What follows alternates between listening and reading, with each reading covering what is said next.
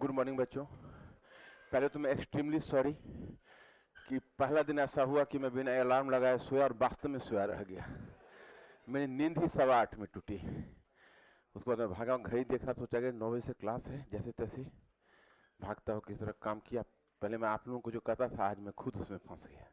Normally मैं clock alarm लगाता हूँ डेली, तभी उसी पर उठता हूँ। मैंने सोचा कि बहुत टाइम है, 9 बजे है, नींद तो टूट ही जाएगी।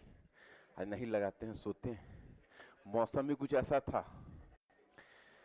तो देखो बच्चों, कल हम लोगों ने जो वहाँ किया था, इकोनॉमी में 2 चीजें बच गई है, छोटी छोटी चीजें हैं। फिर हम लोग सोसाइटी की तरफ चलेंगे।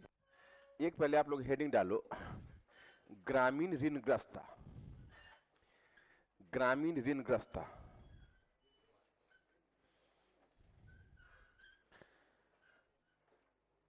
ग्रामीण ऋणग्रस्ता। देखो, तुम लोग का जो अधिकांश प्रॉब्लम जो होता है, तुम इस बार को गौर करके देखोगे कि नॉर्मली जो अधिकांश प्रॉब्लम होता है इस संबंधी, जैसे ग्रामीण ऋणग्रस्ता का है, रूरल इंडेटेडनेस है, तो मैं तुम लोग को ये सजेशन देना चाहता हूं कि जैसे तुम कोई बुक्स पढ़ते हो या कोई पार्ट पढ़ते हो, तो तुम उसको एक तरह से समझो तो। अच्छा, कल का टेस्ट दिया था तुम लोगों ने? क्वेश्चन सॉल्व हो गया था? उसमें कोई दिक्कत तो नहीं आई थी? थोड़ा सा ट्विस्ट करके क्वेश्चन था, हल्का सा इन्फ्रेंशियल, तो उस पर अपना दिमाग लगा के स्टैंड ले लिया था। हाँ, ये तो क्लास में ही मैंने डिस्कस किया था। आप लोग रहते हैं क्लास में और कहाँ रहते हैं दिमाग आपका। मैंने दोनों डिस्कस किया हुआ था। हमने कहा था कि अगर आपके सामने क्वेश्चन रहे कि विऔद्योगीकरण की अवधारणा का आलोचनात्मक परीक्षण कीजिए, तब यह उत्तर होगा, और विऔद्योगीकरण की प्रक्रिया का आलोचनात्मक परीक्षण कीजिए, तब तुमको वहां पर यह स्टैंड लेना था कि आलोचनात्मक विऔद्योगीकरण की बात कही गई है। और हम गौर करके देखते हैं तो अनेक उद्योगों का भारत में पतन हुआ। हालांकि यह सही है कि सभी उद्योगों का पतन नहीं हुआ, अमुक अमुक अमुक अमुक कारण से इसका पतन हुआ, अमुक अमुक कारण से इतने उद्योग बचे रहे। लेकिन सामान्यतः जो ब्रिटिश नीति रही, अब तुमको बड़ा चालाकी से कारण भी निकालना पड़ेगा और पतन भी निकालना पड़ेगा। देखिए, जब बाजार को खोला या रेलवे के माध्यम से सामान पहुंचाए, तो इस तरह से हस्तशिल्प, सूती वस्त्र उद्योग जिसका भारत में, और इसका रेशम उद्योग, लौह उद्योग, उसका उदाहरण देके 5-6 उद्योगों का उदाहरण देके, तो इन इन उद्योगों पर उसका बुरा प्रभाव पड़ा। तो तुम अगर यह स्टैंड ले लेते हो कि सारे उद्योग नहीं टूटे, कुछ बचे भी रहे, इसका कारण यह था कि ब्रिटिश वहां से बहुत सारे उत्पाद नहीं ले पाए, तब यह हो जाएगा आलोचनात्मक परीक्षण।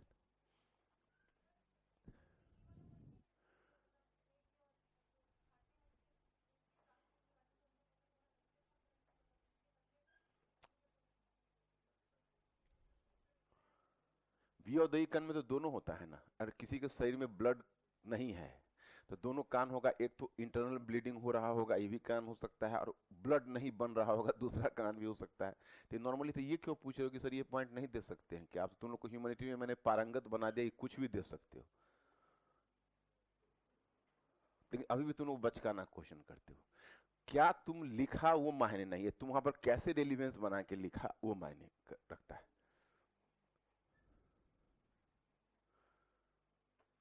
Right, going to the point और नॉट, मतलब गोइंग थ्रू द पॉइंट। जैसे जैसे तुम्हारी अंडरस्टैंडिंग बेहतर होगी, ये सब में खुद स्टैंड लेने में बनेगा। तो हमने ये कहा कि जैसे ग्रामीण इंफ्रास्ट्रक्चर, अब ये प्रॉब्लम तुम लोगों को क्यों आता है पता है? ये प्रॉब्लम इसलिए आता है कि तुम पॉइंट से दोस्ती करते हो। पॉइंट से दोस्ती मत करो, अवधारणा से दोस्ती करो, पॉइंट खुद निकल जाए। अब अवधारणा, अब यही क्वेश्चन, इसको अवधारणा से दोस्ती कैसे करना है? जैसे तुम लोग इकोनॉमी पढ़ते हो, इवन करेंट पढ़ते हो, तो ऋणग्रस्तता तो आज भी है। और ऋणग्रस्तता का तो बहुत बड़ा कारण यह है कि किसानों के पास परचेजिंग पावर नहीं, तो खाएगा क्या? वो ऋण तो लेगा। समझ रहे हो कि नहीं? तो नीचे डैश देकर लिखिए, हाँ, कि ब्रिटिश शासन के अंतर्गत ग्रामीण ऋणग्रस्तता एक ज्वलंत समस्या थी। ग्रामीण ऋणग्रस्तता एक ज्वलंत समस्या थी।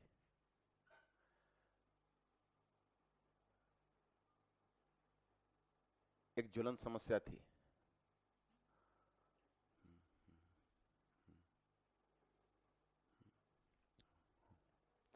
हाँ, ग्रामीण ऋणग्रस्तता एक ज्वलंत समस्या थी।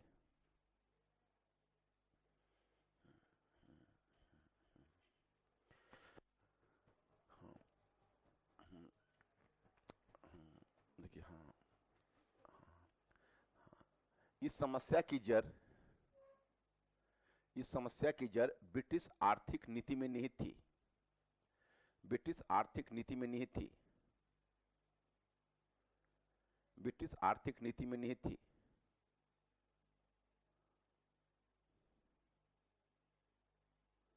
निहित थी। नीति, हाँ।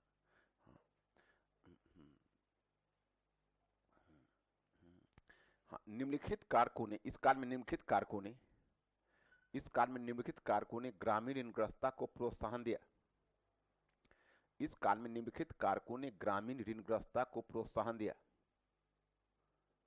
निम्नलिखित कारकों ने ग्रामीण ऋणग्रस्तता को प्रोत्साहन दिया। डैश देकर पॉइंट फर्स्ट।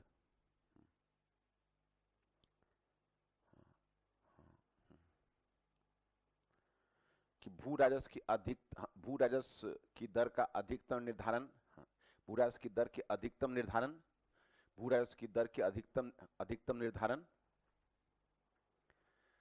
निर्धारण और हस्तशिल्प उद्योग के पतन होने के कारण,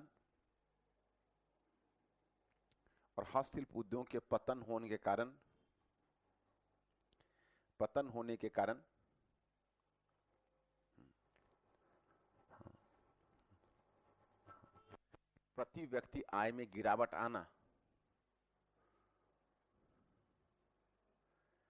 प्रति व्यक्ति आय में गिरावट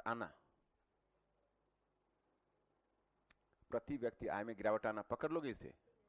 हस्तशिल्प उद्योग के पतन को प्रति व्यक्ति आय में गिरावट से जोड़ पा रहे हो कि नहीं? पॉइंट नंबर 2 लिखिएगा। हाँ, व्यावसायिक खेती अपेक्षाकृत खर्चीली,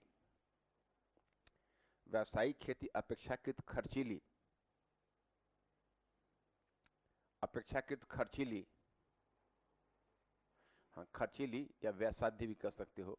हाँ, हाँ, हाँ, परंतु उसका अपेक्षित लाभ किसानों को नहीं मिलना।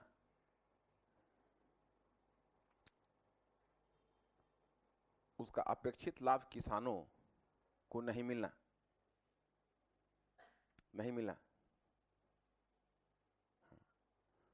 हाँ, क्योंकि पूर्ण विराम मत देना, क्योंकि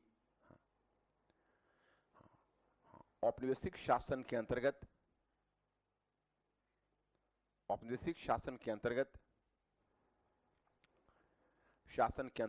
मध्यस्थ और बिचौलियों की भूमिका, औपनिवेशिक शासन के अंतर्गत मध्यस्थ और बिचौलियों की भूमिका,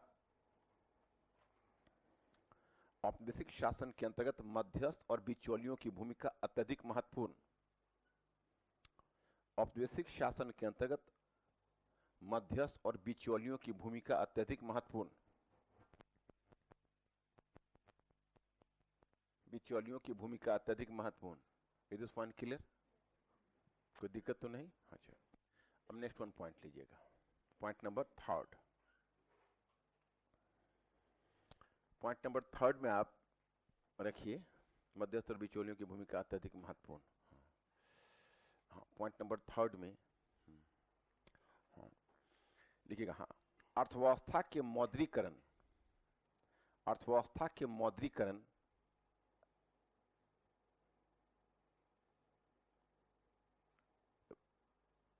ग्रामीण अर्थव्यवस्था कर दो। ग्रामीण अर्थव्यवस्था के मौद्रीकरण के कारण ग्रामीण क्षेत्र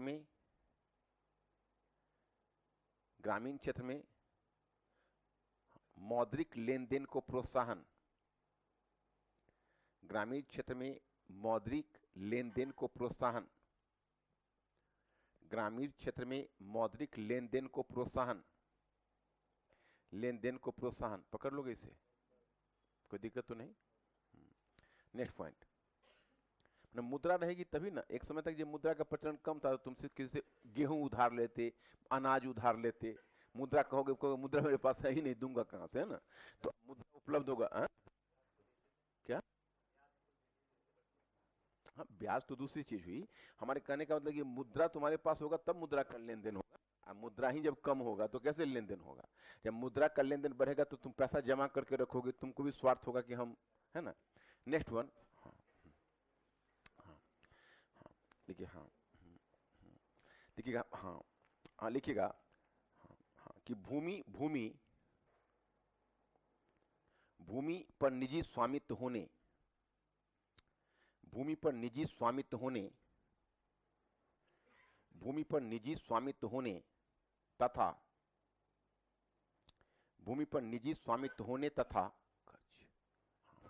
तथा भूमि को विक्रय योग्य बनाने के कारण, भूमि को विक्रय योग्य बनाने के कारण, भूमि को विक्रय योग्य बनाने के कारण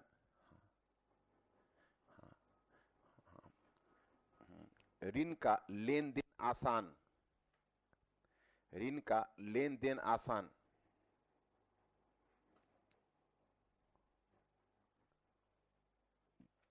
इस बात को समझा कि नहीं समझा? और तुम्हारे पास कोई ऋण क्यों देगा? जब तुम्हारे पास पेइंग कैपेसिटी रहेगी तभी ना। अब तो तुम जमीन बेच के भी दे सकते हो क्या, जो पहले नहीं दे सकते थे? अरे जमींदारी में फसल बेच के दे सकते हो, महलवाड़ी में तो ग्रामीण समुदाय, वहां भी फसल दे के बेच सकते हो, इवन ग्रामीण समुदाय से अनुमति लेके अपनी जमीन दे सकते हो, और रेतवाड़ी में तो तुम भूमि के मालिक ही हो, दे सकते हो। तो ये होगा, तो इस कारण से तो तुम ज्यादा इनेबल्ड होगे, और ज्यादा इनेबल्ड होगे तो तुमको मिलेगा। Next point, British British British कानून के द्वारा महाजनों के ऋण को सुरक्षा दी गई थी। ब्रिटिश कानून के द्वारा महाजनों के ऋण को सुरक्षा दी गई थी, महाजनों के ऋण को सुरक्षा दी गई थी, महाजनों के ऋण को सुरक्षा दी गई थी। ओके, अब तुम मेंटली अलर्ट हो यहाँ की नहीं? हाँ, अब बस मैं एक डेटा दे देता हूं, मैं ज्यादा फैक्ट तो तुमको देता नहीं। अब जैसे देखो, मेरा जो अपना ऑब्जर्वेशन है, ये एग्जाम हॉल में तुम गए हो, समय की भी कमी है, तुम अगर इस तरह से पॉइंट्स में लिखते चले गए तो एग्जामिनर तुमको मार्क्स दे देगा। बहुत बच्चे इस बहुत बच्चे मार्केट में तुमको पॉइंट में लिखने पर ज्यादा मार्क्स देता है, तो चलो कि नहीं, ऐसा ऐसी धारणा बोलते हैं, बिल्कुल गलत धारणा बोलते हैं। अब अगर हमें लिखना रहे तो ये जो 5 पॉइंट्स है, तो धीरे धीरे तुम लोग अपनी राइटिंग कैपेबिलिटी को सुधार सकते हो। उन बच्चों के लिए जिनके पास राइटिंग कैपेबिलिटी है ही नहीं, अखबार नाम इसका दिया भाई 5 पॉइंट दिया, हालांकि इस तरह से आधा आधा सेंटेंस करके मैं तुमको याद रखने के लिए दिया, वहां पर आधा सेंटेंस लिखोगे तो तू गुस्सा खा जाएगा, और पूरा पूर्ण विराम के साथ पूरा था थे थी हा है ही लिखना पड़ेगा, समझ लो कि नहीं। कई बच्चे हमें आंसर देते हैं तो उसमें उसी तरह से शॉर्ट करके मार देते। मैंने शॉर्ट मारा है अपना समय बचाने के लिए, तुम वहां पर समय नहीं बचा रहे हो। तूने पूरे साल भर और 2 साल इसलिए तैयारी की है कि तुम वहां पर परीक्षक के सामने दे सको, वहां पर भी तुम जल्दबाजी दिखाओगे तो परीक्षक तुमसे भी ज्यादा जल्दबाजी दिखाएगा, तो वो चीज तो होना ही नहीं चाहिए। अब अगर मानो तुम 5 पॉइंट तुमने दे दिया या 6 पॉइंट दे दिया, तो भी तुमको मार्क्स तो दे देंगे वो, है ना, मार्क्स दे देंगे। हो सकता है इंटरव्यू में कॉल हो जाएगा, लटक भी जा सकते हो, पता चलेगा 585 पोजीशन अमुक जी, उसी में तुम्हारा जीवन बदल जाएगा, है कि नहीं। क्योंकि ग्रामीण क्षेत्र में तो सबको सब आईएएस ही कहते हैं, तुम जहां सेलेक्ट हुए सब कहेंगे आईएएस हो गया। अब तुम समझ रहे हो कि हम मुश्किल से रेलवे पर्सनल में फंसे हुए हैं, आईएएस कर रहे हैं, लेकिन तुम भी अपना मुस्कुरा कर रह जाओगे, बहुत अपना रैंक क्लियर नहीं करोगे, क्योंकि क्लियर करने से फायदा क्या है कि नहीं। वहां पर तो जो तुम्हारी प्रतिष्ठा मिल रही है वो चलेगी। समस्या तब आएगी जब आपसे पूछेगा कि भाई आप कौन डिस्ट्रिक्ट में हैं, तब आपको जवाब देना पड़ेगा, उसके लिए तो बहुत दिन काफी है। तो मतलब ये है कि तुम ऐसे कर लोगे, लेकिन मेरा जो अपना विश है, तुम लोग समझ रहे हो ना मेरी बात को।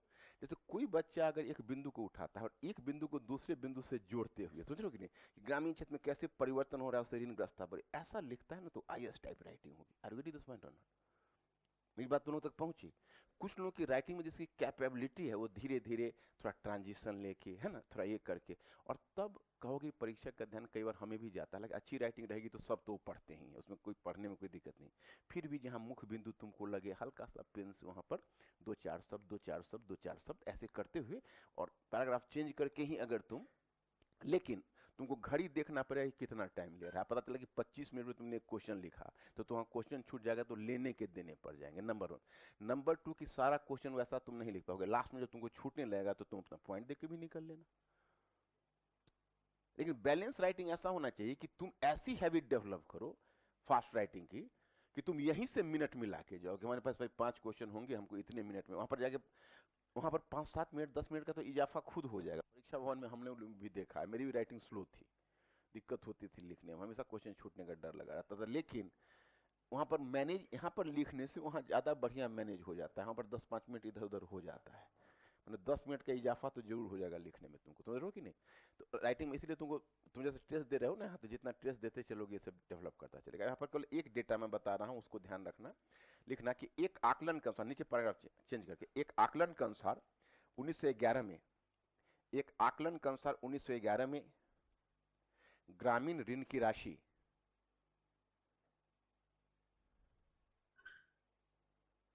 ग्रामीण ऋण की राशि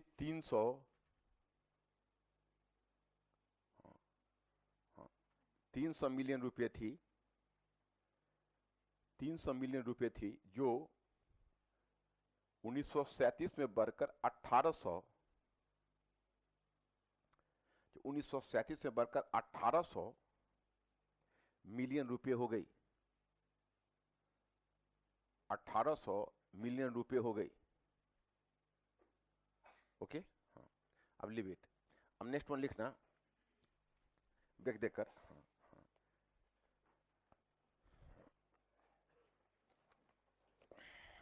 नेक्स्ट वन टॉपिक, हाँ नहीं, क्वेश्चन भी एक होगा इस पर।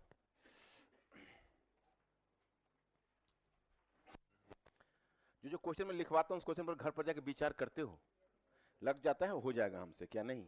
हाँ, बस एक क्वेश्चन लिख लो, मॉडल प्रश्न, मॉडल प्रश्न।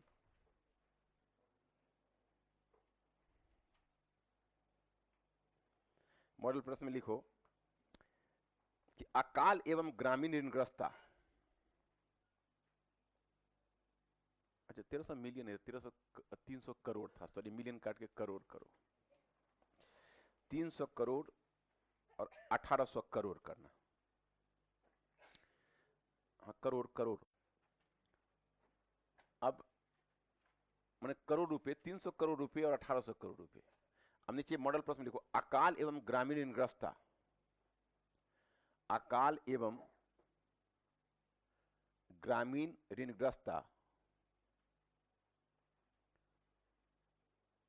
ब्रिटिश शासन के अंतर्गत, ब्रिटिश शासन के अंतर्गत कृषि के व्यावसायीकरण का, कृषि के व्यावसायीकरण का परिणामी अभिलक्षण थी, कृषि के व्यावसायीकरण का परिणामी अभिलक्षण थी, परिणामी अभिलक्षण थी। टिप्पणी, सॉरी, सोदाहरण स्पष्ट कीजिए,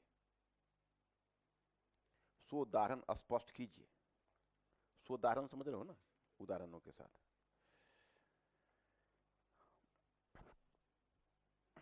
अब देखो, अब नेक्स्ट वन आ जाओ, और नेक्स्ट वन में लिखो, अच्छा ये क्वेश्चन पूछना भूल गया, लिख पाओगे तुम लोग, कोई दिक्कत तो नहीं, मैनेज कर लोगे ना। अब देखो, अब तुमको अगर 200 शब्द में इसको लिखना पड़ेगा तो कैसे करोगे, तो एक काम करना, जितने पॉइंट लगभग तुम्हारे आ रहे हैं ग्रामीण ऋणग्रस्तता में, वही पॉइंट आ रहे हैं व्यावसायिक खेती, अति मतलब वो उसमें व्यावसायिक, जिसमें तुम कहते हो इसके अकाल का, केवल एक रेलवे वगैरह वाला चीजें आ रही है। लेकिन तुम अब दोनों के सोच के ऐसी बिंदु बनाओ जिसमें तुम्हारा दोनों काम साथ ही साथ हो जाए। हो जाएगा कि नहीं? हाँ, घर पर जाके सोचोगे ना तो चीजें निकली, जितना सोचोगे उतना फायदा हो, और फालतू बातें सोचने से दिमाग फ्री भी रहेगी। क्या महसूस किए होगे, ज्यादा शांति रहती है। नेक्स्ट वन लिखिएगा, देखिए ब्रिटिश शासन के अंतर्गत, नहीं ये टॉपिक है, हाँ मतलब एक सब टॉपिक है, सब टॉपिक। हाँ, ब्रिटिश शासन के अंतर्गत ग्रामीण संरचना का परिरक्षण, ये आपका सब टॉपिक आपके सिलेबस में दिया हुआ है।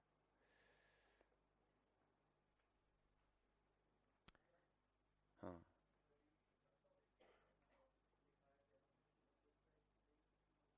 कौन सा कौन सा? नहीं, वो गरीबी पर अलग कुछ नहीं बनता, वो जितना तुम्हारा अकाल और सबसे निकलता है उसी से गरीबी निकालना पड़ेगा तुमको। हस्तशिल्प उद्योग का पतन, प्रति व्यक्ति आय में कमी, है ना। तुम कल कोई क्वेश्चन पूछे तो मैं बोला था कि मैं क्लास में तुमको बता दूं। हाँ, पूछ लिया था, काम चल गया था ना। हाँ ठीक है। तो ब्रिटिश शासन के अंदर ग्रामीण संरचना का परिरक्षण, हेडिंग दिया, अब लिखना शुरू करो। यद्यपि कुछ ब्रिटिश पक्षधर विद्वानों ने यद्यपि कुछ ब्रिटिश पक्षधर विद्वानों ने यह सिद्ध करने का प्रयास किया है यह सिद्ध करने का प्रयास किया है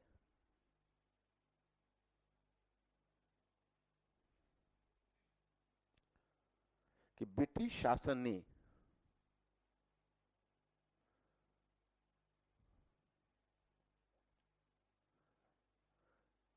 ग्रामीण संरचना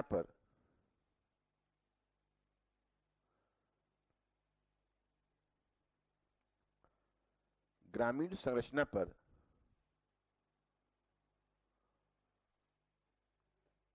कोई विशेष प्रभाव नहीं डाला।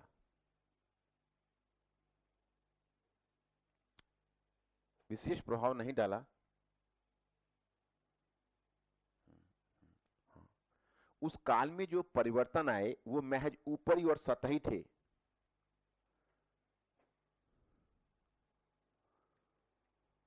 उस काल में जो परिवर्तन आया वे ऊपरी और सतही थे। वे ऊपरी और सतही थे। ऊपरी और सतही थे। हाँ, वास्तविक रूप में ग्रामीण संरचना में वास्तविक रूप में ग्रामीण संरचना में एक प्रकार की निरंतरता बनी रही। ग्रामीण संरचना में एक प्रकार की निरंतरता बनी रही।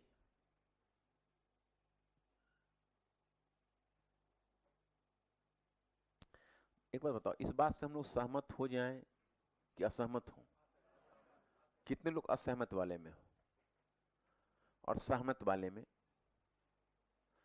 मतलब अब तुम लोग समझ रहे हो। देखो, यही मैं चाहता था कि जहां फाउंडेशन तुम्हारा क्लियर हुआ वहां फिर तुम्हें कोई दिक्कत नहीं, और तुम्हारा फाउंडेशन अब क्लियर हो गया है। अब एक बार तुम नेशनलिज्म में फाउंडेशन क्लियर कर देंगे, बस तुम्हारा फिर काम हो। उपनिवेशवाद, उसमें से कोई भी क्वेश्चन छूटेगा नहीं कहीं भी, है ना। देखो, मेनली क्या होता है कि मेरी जो चिंता की वजह है, और तुम लोगों को भी सोचना चाहिए कि एक्चुअली एग्जाम में क्या होता है कि जो तुम पढ़ते हो बुक्स में एग्जैक्टली उस पर क्वेश्चन नहीं होता है। क्वेश्चन उससे थोड़ा अलग होता है, वहीं पर बच्चे मार खा जाते हैं। एक तो बुक की चीज याद नहीं रहती, दूसरी बात है कि बुक में अगर कोई चीजें वो ले भी जाए तो वहां पर उसको अपने ढंग से तोड़ मरोड़ करना पड़ता है। वो तभी क्लियर होगा जिसकी अवधारणा क्लियर हो। समझो ना, अवधारणा स्पष्ट होना, चाहे प्रीलिम्स हो या मेंस हो। वो तुमने खुद ही महसूस किया होगा कोई न कोई विषय में कि तुम्हारा अगर किसी कारण से वहां पर विचार उलझा तो ना वो विषय पढ़ने का तुमको मन करता है। अधिकतर बच्चा होगा खास इंग्लिश मीडियम में, उसको हिस्ट्री का नाम सुनते ही डर होना शुरू होगा, क्योंकि हिस्ट्री का मतलब फैक्ट समझता है। तुम ही लोग पहले धारणा तुम लोग की रही होगी, लेकिन अब वो धारणा बदल गई ना कि देखो ये फैक्ट्स नहीं है, ये तो बिल्कुल एनालिसिस है और बहुत इंटरेस्टिंग सब्जेक्ट है, ऐसा तो अब लग रहा हो। तो वही बात होती है कि तुम समग्रता से चीजों को समझोगे, कोई परेशानी नहीं होगी।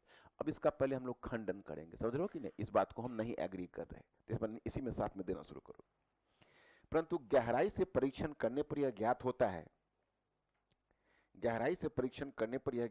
है कि ब्रिटिश उद्योग एवं व्यापार नीति ने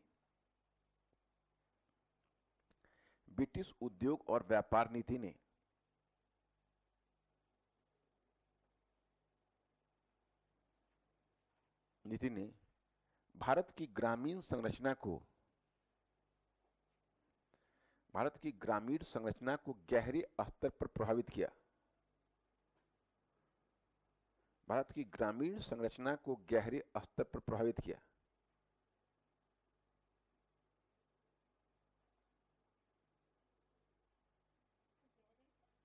स्तर प्रभावित किया। अब नीचे ब्रेक देकर लिखिए कारण। भूमि में निजी स्वामित्व की अवधारणा विकसित करना, पॉइंट फर्स्ट। कारण, भूमि में निजी स्वामित्व की अवधारणा विकसित करना तथा उसे विक्रय योग्य बनाना। भूमि में निजी स्वामित्व की अवधारणा विकसित करना तथा उसे विक्रय योग्य बनाना।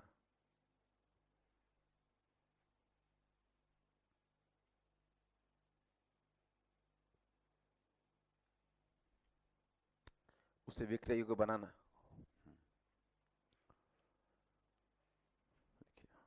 इस कारण भूमि के विखंडन को प्रोत्साहन। इस कारण भूमि के विखंडन को प्रोत्साहन।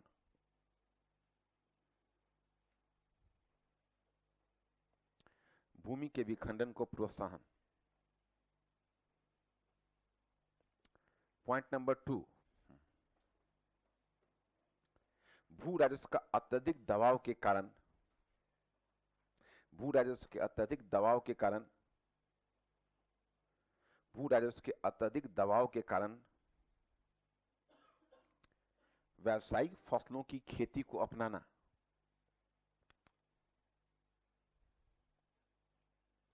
व्यावसायिक फसलों की खेती को अपनाना।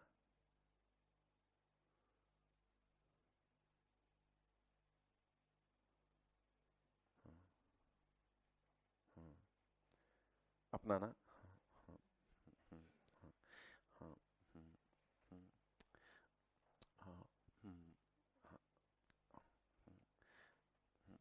अपनाना को कर दो। अपनाने के कारण तथा, अपनाने के कारण तथा भू राजस्व की नकद में वसूली, भू राजस्व की नकद में वसूली, भू राजस्व के नकद में वसूली के कारण भी ग्रामीण अर्थव्यवस्था में मौद्रीकरण को बढ़ावा मिला। ग्रामीण अर्थव्यवस्था में मौद्रीकरण को बढ़ावा मिला।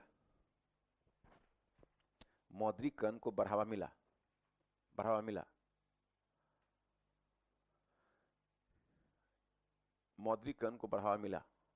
आज एक बात बताओ, ग्रामीण अर्थव्यवस्था में मौद्रीकरण को बढ़ावा मिलना अच्छी बात है या बुरी बात है? कितने लोग अच्छी बात में हो और कितने लोग बुरी बात में हो?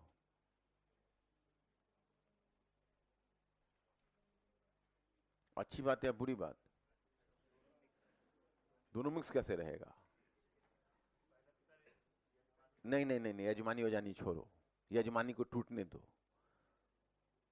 अब महिलाएं पहले घर में घूंघट काट के बैठी रहती थी, अब बाहर निकल गई तो इसका मतलब पुरानी व्यवस्था टूट रही। कुछ बूढ़े लोग बैठकर आंसू बहा रहे हैं, तो क्या करोगे? सिंपैथाइज करोगे कि ना ना बाबा, वास्तव में आप कष्ट में आपकी बहू बाहर घूम रही? मतलब ये है कि मौद्रीकरण अच्छी बात है, लेकिन चूंकि औपनिवेशिक अर्थव्यवस्था के अंतर्गत और औपनिवेशिक स्वार्थ के कारण लाई गई तो इंडिया में हो गई वो बुरी बात। Are you getting this point? ऐसे तुम्हारा कॉन्सेप्ट शीशे की तरह साफ रहना चाहिए। कहां पर कितनी मात्रा डालनी है? खाना बनाते हो ना, कभी कुकिंग करते हो ना, अगर एक मतलब अगर चुटकी अगर नमक ज्यादा डल जाए तो पूरा खाना बर्बाद हो जाएगा। उसी प्रकार से ह्यूमैनिटीज में जहां मात्रा का अंतर तुम्हारी राइटिंग में आई तो पूरी राइटिंग असंतुलित हो सकती है। यही मात्रा का खेल तुम अब सीखोगे। पहले तुम मतलब सीख रहे थे तथ्यों को बटोरना, अब तथ्यों को बटोरने के साथ कैसे तथ्य का इस्तेमाल करें इसको सीखोगे। ये कहां पर कितनी मात्रा डालनी है, कहां पर छोड़नी है। ओके, आगे बढ़ जाओ। सामुदायिक संपत्ति, नेक्स्ट पॉइंट, सामुदायिक संपत्ति, नेक्स्ट पॉइंट है ये। सामुदायिक संपत्ति यथा चारागाह भूमि, चारागाह भूमि, जंगल भूमि, जंगल भूमि, सिंचाई भूमि, सिंचाई भूमि आदि पर से किसानों का स्वामित्व समाप्त करना, आदि पर से किसानों का स्वामित्व समाप्त करना, समाप्त करना। क्या ग्रामीण क्षेत्र में इसे परिवर्तन आएगा कि नहीं? चारागाह भूमि, जंगल भूमि और सिंचाई भूमि पर से किसानों का स्वामित्व समाप्त करना, ग्रामीण क्षेत्र में परिवर्तन आएगा, मतलब दबाव आएगा। नेक्स्ट पॉइंट, हस्तशिल्प उद्योगों के पतन के कारण कृषि पर जनसंख्या की अत्यधिक निर्भरता। हस्तशिल्प उद्योगों के पतन के कारण कृषि पर जनसंख्या की अत्यधिक निर्भरता।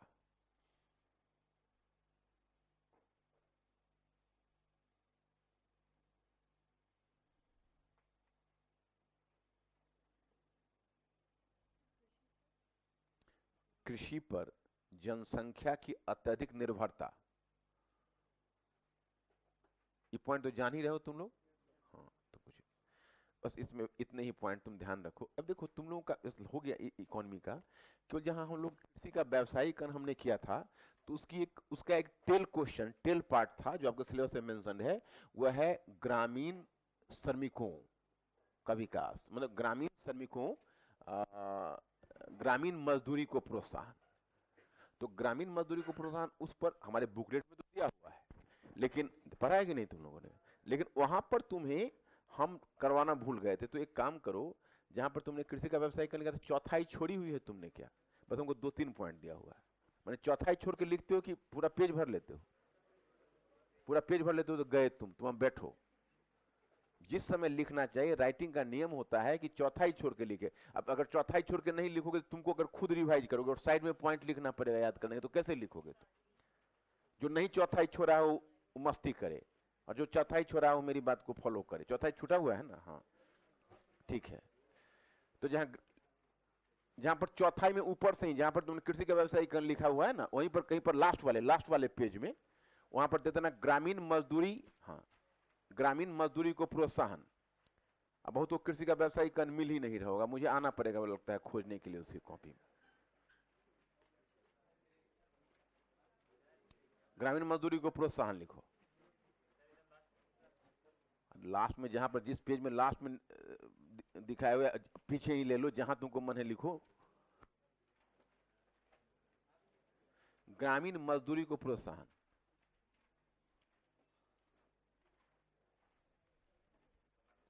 मजदूरी को प्रोत्साहन।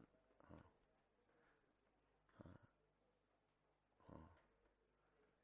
डैश देकर लिखिए। हाँ, डैश देकर लिखिए कारण। कारण कारण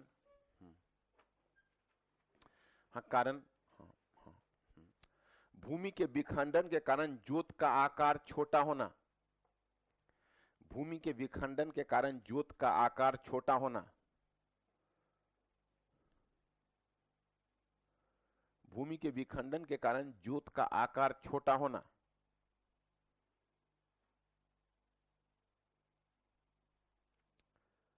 जोत का आकार छोटा होना, पॉइंट नंबर 2 लिखिए। इसे पकड़ लोगे तुम लोग? हाँ, अब जोत का कम भूमि होगी तो कैसे जियोगे, अब मजदूरी करना पड़ेगा। पॉइंट नंबर 2 कि भूमि के क्रय विक्रय के कारण, भूमि के क्रय विक्रय के कारण कारण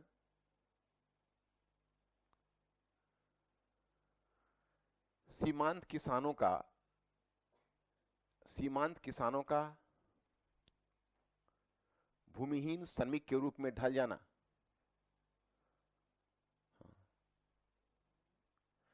भूमिहीन श्रमिक, भूमिहीन श्रमिक के रूप में ढल जाना। भूमिहीन श्रमिक के रूप में ढल जाना, पकड़ लोगे? हाँ। पॉइंट नंबर 3 लिखो। पॉइंट 3 लिखो। हाँ, हाँ, ग्रामीण अर्थव्यवस्था का मौद्रीकरण। ग्रामीण अर्थव्यवस्था का मौद्रीकरण।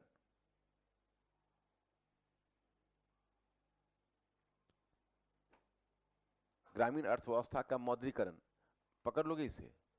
ग्रामीण अर्थव्यवस्था के मौद्रीकरण से ग्रामीण मजदूरी को बल कैसे मिलेगा, कौन कौन बताएगा ये चीज? हमको भरोसा नहीं है तुम जोड़ पाओगे। अगर ग्रामीण अर्थव्यवस्था का मौद्रीकरण होगा तो ग्रामीण मजदूरी को बल कैसे मिलेगा, कौन कौन बता रहा है हमें?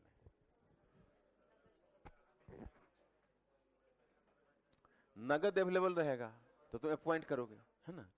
तो ज्यादा उसमें ये मिलता है। हाँ, और नेक्स्ट पॉइंट, हाँ, हाँ, व्यावसायिक कृषि। नेक्स्ट पॉइंट, व्यावसायिक कृषि में, व्यावसायिक कृषि में अधिक, अधिक श्रम की जरूरत, क्या पकड़ लोगे? अधिक श्रम की जरूरत, एक पॉइंट और लिख लो। हाँ, हाँ, हाँ। वैकल्पिक आय के स्रोत के अभाव में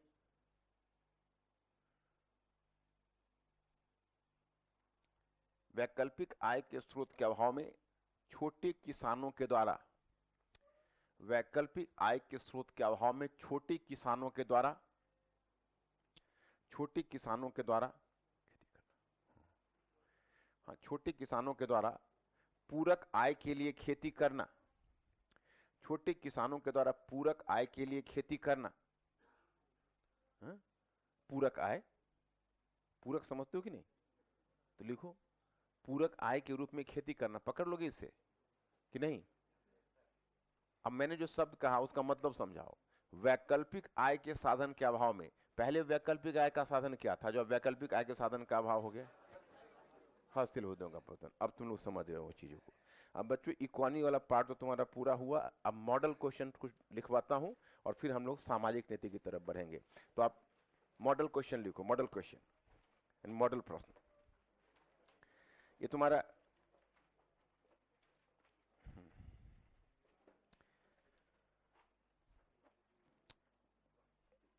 और तुम्हारा ये यूपीएससी के क्वेश्चन है। ये लिखो, आरसी दत्त का कहना है, क्वेश्चन है तुम्हारा मॉडल प्रश्न है। मॉडल प्रश्न लिखो, पॉइंट 1 लिखो। इसमें अचंभित क्यों हो रहे हो? आरसी दत्त का कहना है, क्वेश्चन ही है कि बुनाई समझते हो ना? बुनाई लोगों का राष्ट्रीय उद्योग था।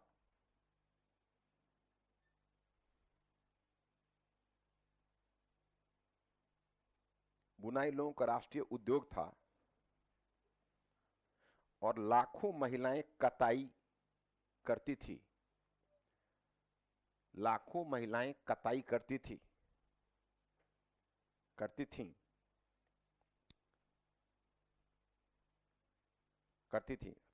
भारतीय कपड़ा इंग्लैंड और यूरोप के अन्य भाग चीन, जापान, बर्मा,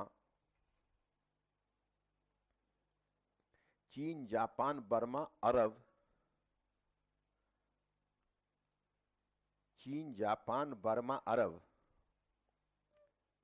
और पर्सिया ईरान को बोलते हैं ना, या ईरान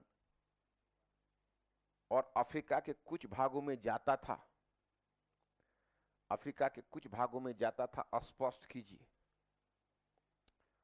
स्पष्ट कीजिए। अब ब्रैकेट में डालो यूपीएससी 2013।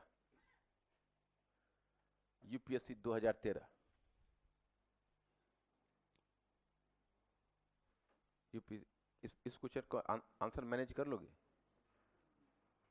मैनेज करोगे कि नहीं? आवाज क्यों दब रही है?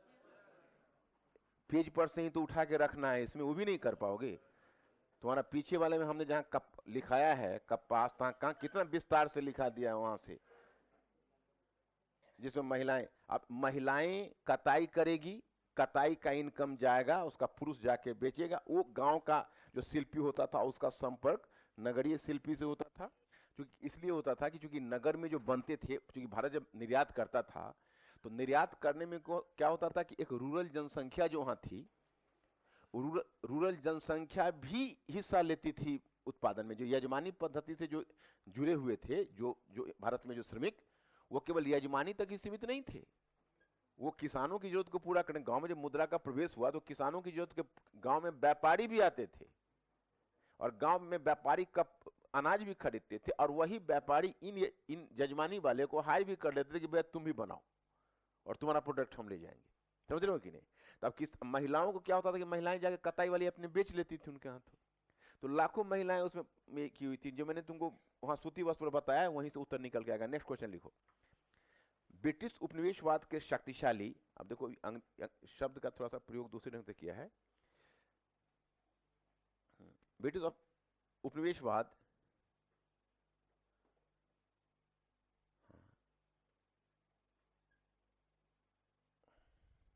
मैं शब्द बदल देता हूँ, क्योंकि शब्द को पहचानने में तुमको थोड़ी दिक्कत होगी, उससे मिलता जुलता शब्द डाल देता हूँ।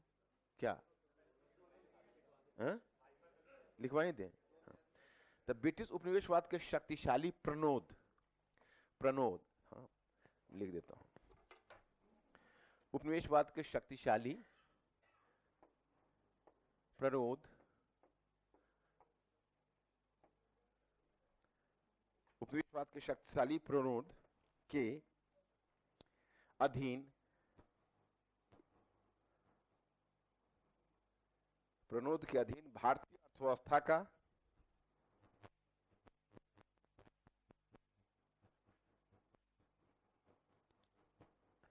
अर्थव्यवस्था का औपनिवेशिक अर्थव्यवस्था के रूप में रूपांतरण हो गया।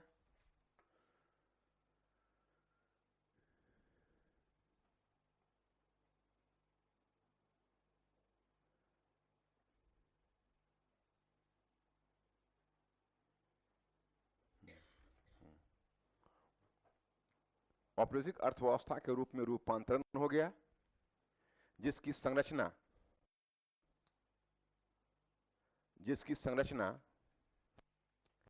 ब्रिटेन की तीव्र विकसित हो रही, जिसकी संरचना ब्रिटेन की तीव्र विकसित हो रही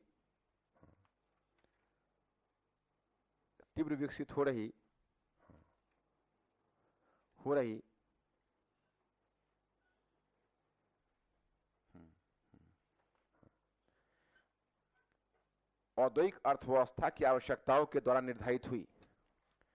औद्योगिक अर्थव्यवस्था की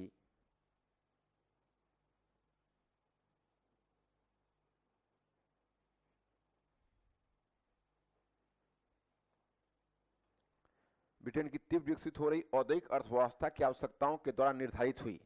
परीक्षण कीजिए, परीक्षण कीजिए।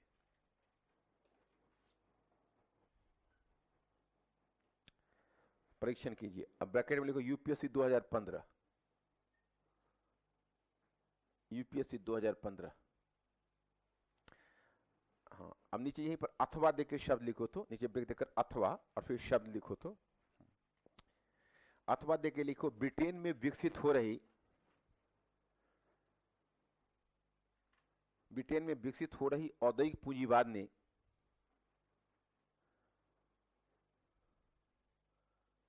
ब्रिटेन में विकसित हो रही औद्योगिक पूंजीवाद ने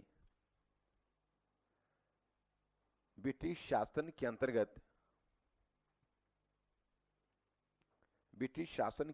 भारतीय अर्थव्यवस्था, ब्रिटिश शासन के अंतर्गत भारतीय अर्थव्यवस्था में किस प्रकार के परिवर्तन लाए, किस प्रकार के परिवर्तन लाए? प्रश्नवाचक चिन्ह डालो। किस प्रकार के परिवर्तन लाए? अब देखो यही क्वेश्चन है जिसको घुमा के ऊपर तुमको दिया है, वो केवल तुम लोग पकड़ लेते ऊपर वाले क्वेश्चन को, अगर मैं ये नहीं लिखवाता तो? क्या तुम लोग पकड़ रहे थे इसको? अगर मैं नहीं लिखवा तुम लोग पकड़ रहे हो? हाँ, तो बहुत अच्छा है।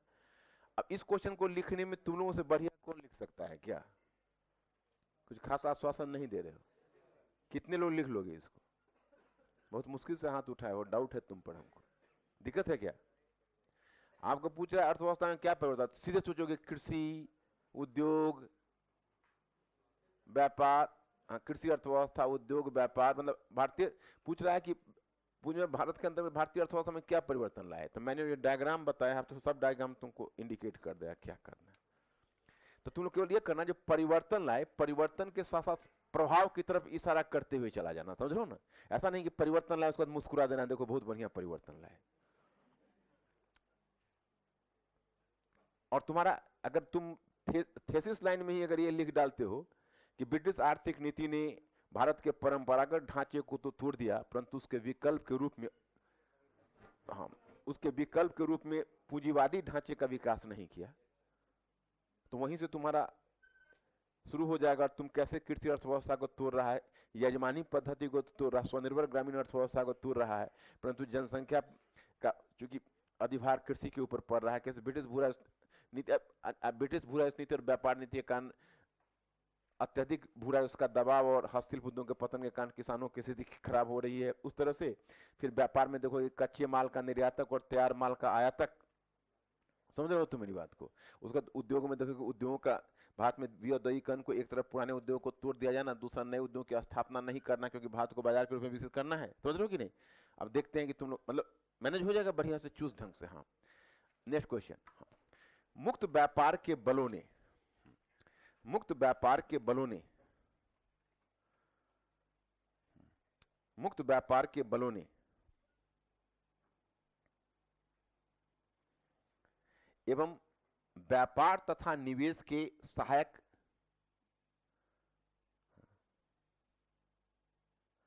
मुक्त व्यापार के बलों ने एवं व्यापार एवं निवेश के सहायक, निवेश के सहायक राजनीतिक एवं प्रशासनिक, सहायक राजनीतिक एवं प्रशासनिक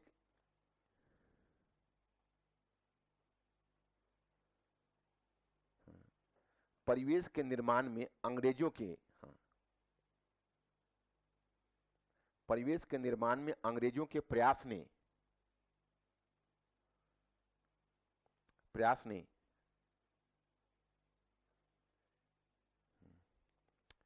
19वीं शताब्दी के पूर्वार्ध में,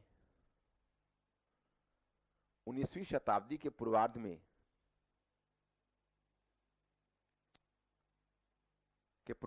भारत के प्रति ब्रिटिश नीति को रूप प्रदान किया, भारत के प्रति ब्रिटिश नीति को रूप प्रदान किया, भारत के प्रति ब्रिटिश नीति को रूप प्रदान किया। सविस्तार स्पष्ट कीजिए। ब्रिटिश नीति को रूप प्रदान किया, सविस्तार स्पष्ट कीजिए। क्या लगता है आपको?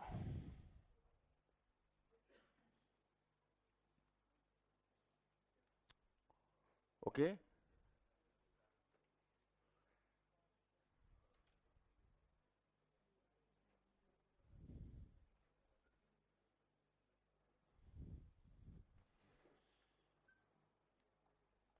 ओके, सविस्तार स्पष्ट कीजिए। नहीं तो क्या लिखोगे सो बताओ, सिर्फ यस यस करने से काम नहीं। क्या क्या आर्थिक अवसर में क्या तुम सब में इनिशिएटिव तो ले लेते हो, कुछ कंक्रीट बताते नहीं हो, हमें भी घुमाते रहते हो कहीं। हाँ तो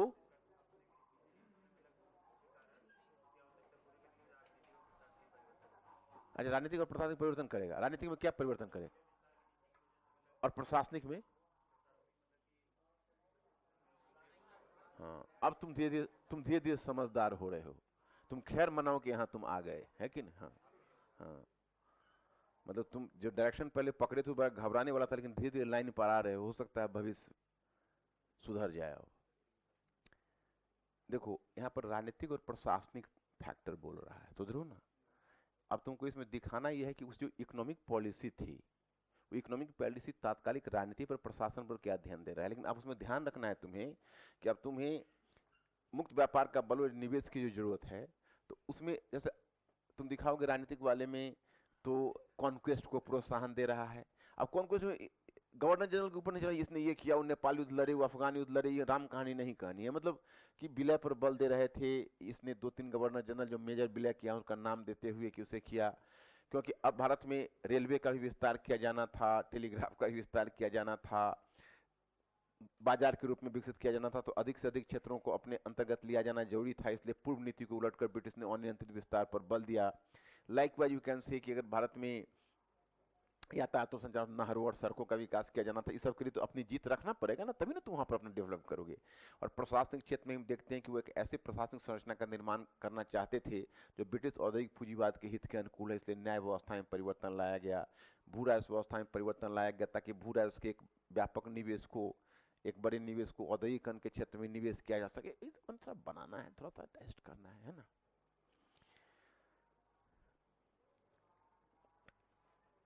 जैसे तुम लोगों का जब बुक भी पढ़ रहे हो क्या? खैर बुक तो अभी पढ़ने का टाइम नहीं हो रहा, बाद में क्लास जो हो जाएगा तो मैं तुमको बुक रिकमेंड कर दूंगा। अब नेक्स्ट हेडिंग दे दो। अब मेजर हेडिंग दोगे इसलिए सेंटर पर जाओगे, पेज चेंज कर दोगे तो बढ़िया है। हाँ, क्या?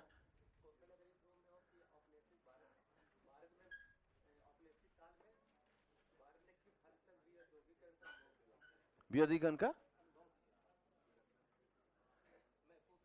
क्योंकि बहुत हद तक किया, कुछ उद्योग बचे रहे लेकिन बहुत हद तक अनुभव किया, विशेषकर इसलिए देखो विद्युतीकरण पर देखो, तुम मेरी बात पर ध्यान नहीं दे रहा, मुस्कुरा के उसकी तरफ देख रहे हो, कैसे काम चलेगा? मुस्कुराना ही तो इधर मुस्कुराओ ना। हाँ, मेरा पॉइंट ये है, तुम लोग को दिमाग दर्शित करके रहना है मुश्किल हो जाता है, क्योंकि मैं समझ रहा हूं कि प्रेशर पड़ता है तो मन करता है कहीं बाहर की तरफ देखें, सोचें, तो उसको अभी रोको। मेरा प्रश्न ये है कि आपको अगर जब भी विद्युतीकरण पर लिखना होगा तो केवल उद्योगों का पतन मत दिखाना, नए उद्योगों की स्थापना न होना भी दिखाना, मैंने पुराने को तोड़ना नहीं। हस्तशिल्प उद्योग का पतन तो दुनिया में हर जगह हुआ, तो उसका कम कॉन्सोलेशन हुआ ना। यहां से दो फायदे हुए, एक तो शिल्पी बेरोजगार हुए, उद्योगों में गए वर्कर्स बन के, ब्रिटेन में देखोगे, और दूसरी बात यह हुई कि आर्थिक उद्योग की स्थापना हुई तो राष्ट्रीय इनकम भी बना रह गया, रोजगार भी मिला। हमारे यहाँ क्या हुआ कि हमारा पुराना तोड़ के जो नया नहीं बनाया, तो उससे क्या हुआ कि जो अतिरिक्त जनसंख्या है वो तो चली गई कृषि की तरफ, तो एक तो हमारा उद्योग तो गया ही, कृषि भी चली गई इस चक्कर में। तो ये चीज को ध्यान रखना है ना। अब मेजर पॉइंट पे बनाए सामाजिक नीति, मेजर हेडिंग दे दो सामाजिक नीति। कहां पर खोए हुए हो तुम? बीच बीच में खो जाते हो निराला के राम की तरह बिल्कुल। क्या सामाजिक नीति हेडिंग दो।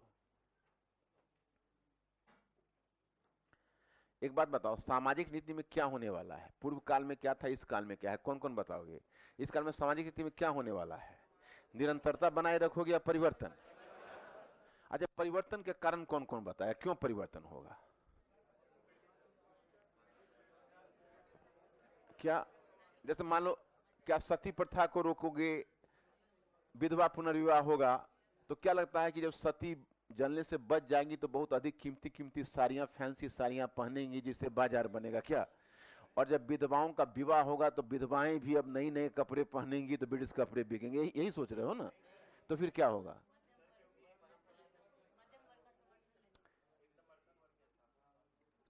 ये तो आर्थिक से नहीं जुड़ा ना, समर्थक वर्ग की स्थापना, आर्थिक से कैसे जोड़ोगे इसको? हाँ, ये दो ये काबिलियत की बात ये बोला। अगर ये सब परिवर्तन जब तक नहीं भारतीय समाज को हिलाओगे नहीं, तो फिर भारतीय जब समाज जब परंपरागत ढांचे से नहीं निकलेगा तो अंग्रेजी शिक्षा को स्वीकार नहीं करेगा, और अंग्रेजी शिक्षा एक नया वर्ग पैदा करेगा, और वो नया वर्ग बाजार के रूप में काम करेगा। ऐसे लिंक करना पड़ेगा इसको, समझ रहे हो कि नहीं? लिंक करने में बस एक एक बिंदु है, जहां वो बिंदु वहां पर तुम लिखे तुमको मार्क्स मिलना है, लेकिन वो बिंदु को पकड़ के रखना वो बड़ा आवश्यक होता है। इसलिए मैं तुम लोगों को बीच बीच में क्वेश्चन करता हूं, कोई बिंदु पर तुम्हारी निगाह रहे। अब लिखो, सामाजिक नीति में लिखो, अगर हम सामाजिक क्षेत्र में, अगर हम सामाजिक क्षेत्र में सामाजिक क्षेत्र में इस काल में ब्रिटिश नीति की तुलना, इस काल में ब्रिटिश नीति की तुलना पूर्व काल की नीति से करते हैं,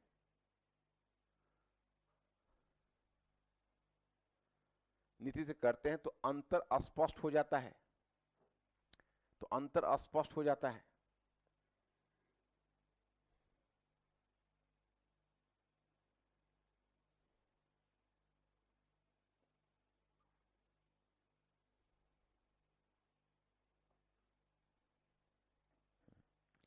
जहां पूर्व काल में ब्रिटिश नीति का बल,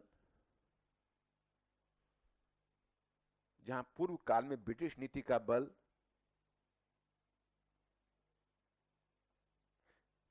समाज के परंपरागत ढांचे को बनाए रखना था,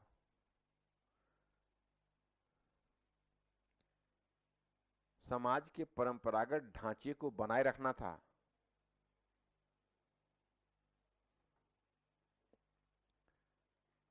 वहीं इस काल में ब्रिटिश नीति ने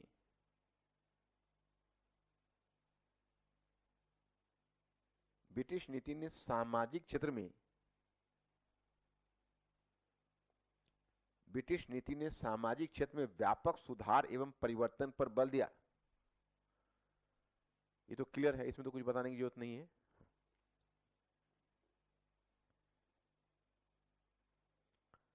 व्यापक सुधार एवं परिवर्तन पर बल दिया। Is this point clear? क्या प्रभाव के बारे में नहीं हम पूछ रहे हैं अभी, अभी हम पूछ रहे हैं कि पहले काल में निरंतरता, इस काल में परिवर्तन। ओके, पर आप चेंज करो और छोटा सा हेडिंग दो, माइनर हेडिंग, परिवर्तन को प्रेरित करने वाले कारक। हाँ हेडिंग है, मैंने कहा माइनर हेडिंग, माइनर हेडिंग, परिवर्तन को प्रेरित करने वाले कारक।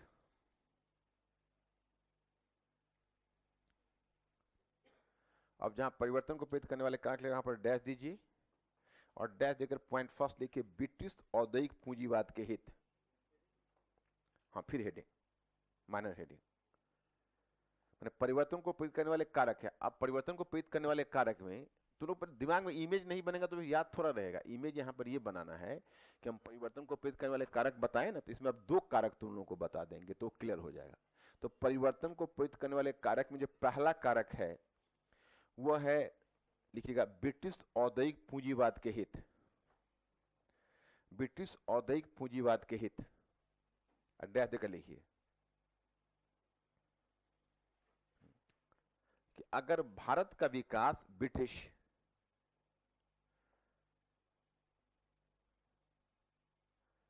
ब्रिटिश वस्तुओं के बाजार के रूप में होना था,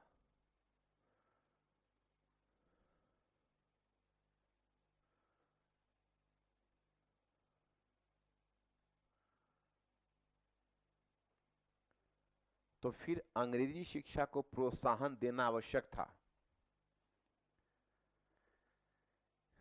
अंग्रेजी शिक्षा को प्रोत्साहन देना आवश्यक था।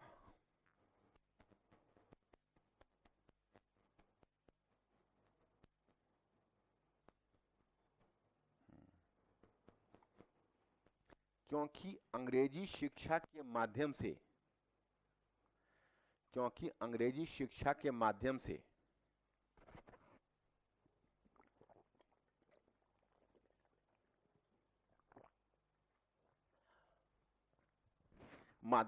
भारतीयों के एक ऐसे वर्ग को जन्म दिया जा सकता था, भारतीयों के एक ऐसे वर्ग को जन्म दिया जा सकता था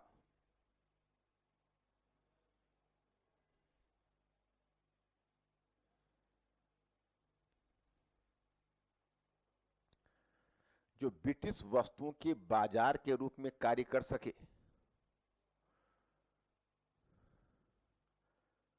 ब्रिटिश वस्तुओं के बाजार के रूप में कार्य कर सके।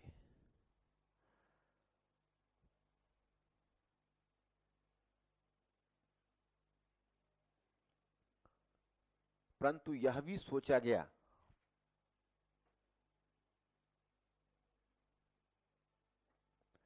यह भी सोचा गया कि भारतीय अंग्रेजी शिक्षा को, यह भी सोचा गया कि भारतीय अंग्रेजी शिक्षा को तभी स्वीकार करेंगे, अंग्रेजी शिक्षा को तभी स्वीकार करेंगे जब उन्हें परंपरागत सामाजिक ढांचे से बाहर निकाला जाए। अब जैसे तुमने जो लाइन लिखते हो उसमें मेंटली अलर्ट रहते हो या कुछ और सोचते रहते हो? मतलब लिखते हो तो तुम्हारा ध्यान यही रहता है। तो उसमें ध्यान अगर तुम्हारा रहता है तो एक काम करो, हर जगह मेरा बताना संभव नहीं है। लगे कि जो मार्केबल लाइन है उसको तुम लिखने के टाइम में ही हाईलाइट कर लो, तो रिवाइज के टाइम में तुमको बड़ी सुविधा हो जाएगी। रिवाइज के टाइम में तुमको लगेगा कि ये मार्केबल लाइन है, इस पर जब तुम्हारे पास कम समय रहा तो कम से कम मार्केबल लाइन पर नजर डालते हुए निकल जाओगे, तो एक मोटा मोटी रिवाइज तुम्हारा हो जाएगा, समझ लो ना। इसलिए आदत बनाओ कि जो मार्केबल लाइन में, वहाँ एग्जाम हॉल में ध्यान रखना, एग्जाम हॉल में कम अंडरलाइन तुमको करना है, तुमको 2 3 4 शब्द अंडरलाइन करना है। ऐसा नहीं कि पूरी कॉपी पता चला कि पूरा आंसर ही अंडरलाइन कर दिए तो फिर बेकार हो जाएगा, समझो ना। तो वो ध्यान, यहाँ पर तुम अपनी सुविधा से जो जो मार्केबल लाइन लगे, जैसे ये है अंग्रेजी शिक्षा, जैसे भी मैंने क्वेश्चन पूछा भेदभाव वाला, तो तुम माकूल जवाब नहीं दे सके, हम बताए। अब उस लाइन को मैं यहाँ लिखवा रहा हूँ तो उसको अंडरलाइन कर लो। प्रतीत हो जाएगा कि भारतीय अंग्रेजी शिक्षा को तभी स्वीकार करेंगे जब उन्हें परंपरागत सामाजिक ढांचे से बाहर निकाला जाए। फिर इस लक्ष्य को पाने के लिए, फिर इस लक्ष्य को पाने के लिए समाज सुधार के लिए कदम उठाया जाना आवश्यक था। इस लक्ष्य को पाने के लिए समाज सुधार के लिए कदम उठाया जाना आवश्यक था।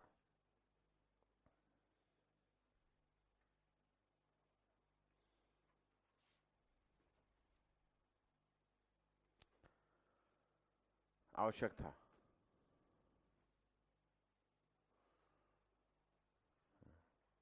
अब पॉइंट नंबर 2 कर लीजिए। और पॉइंट 2 में करिए, इस कदम का एक प्रचारात्मक मूल्य भी था। इस कदम का एक प्रचारात्मक मूल्य भी था।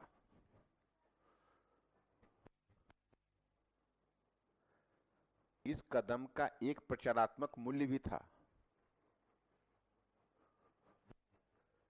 और वह था भारतीयों को सभ्य बनाने का दावा।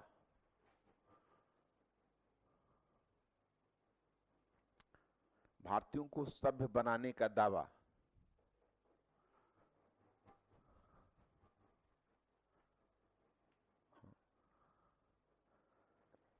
ब्रिटिश प्रशासक यह दावा कर रहे थे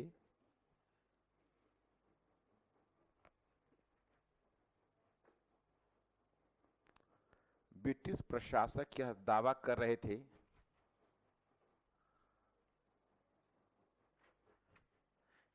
कि वे भारतीयों को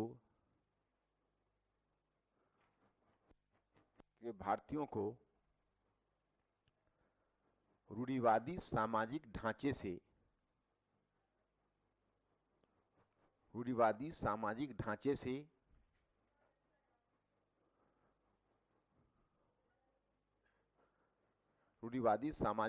से बाहर निकालकर विकास के पथ पर अग्रसर कर रहे हैं।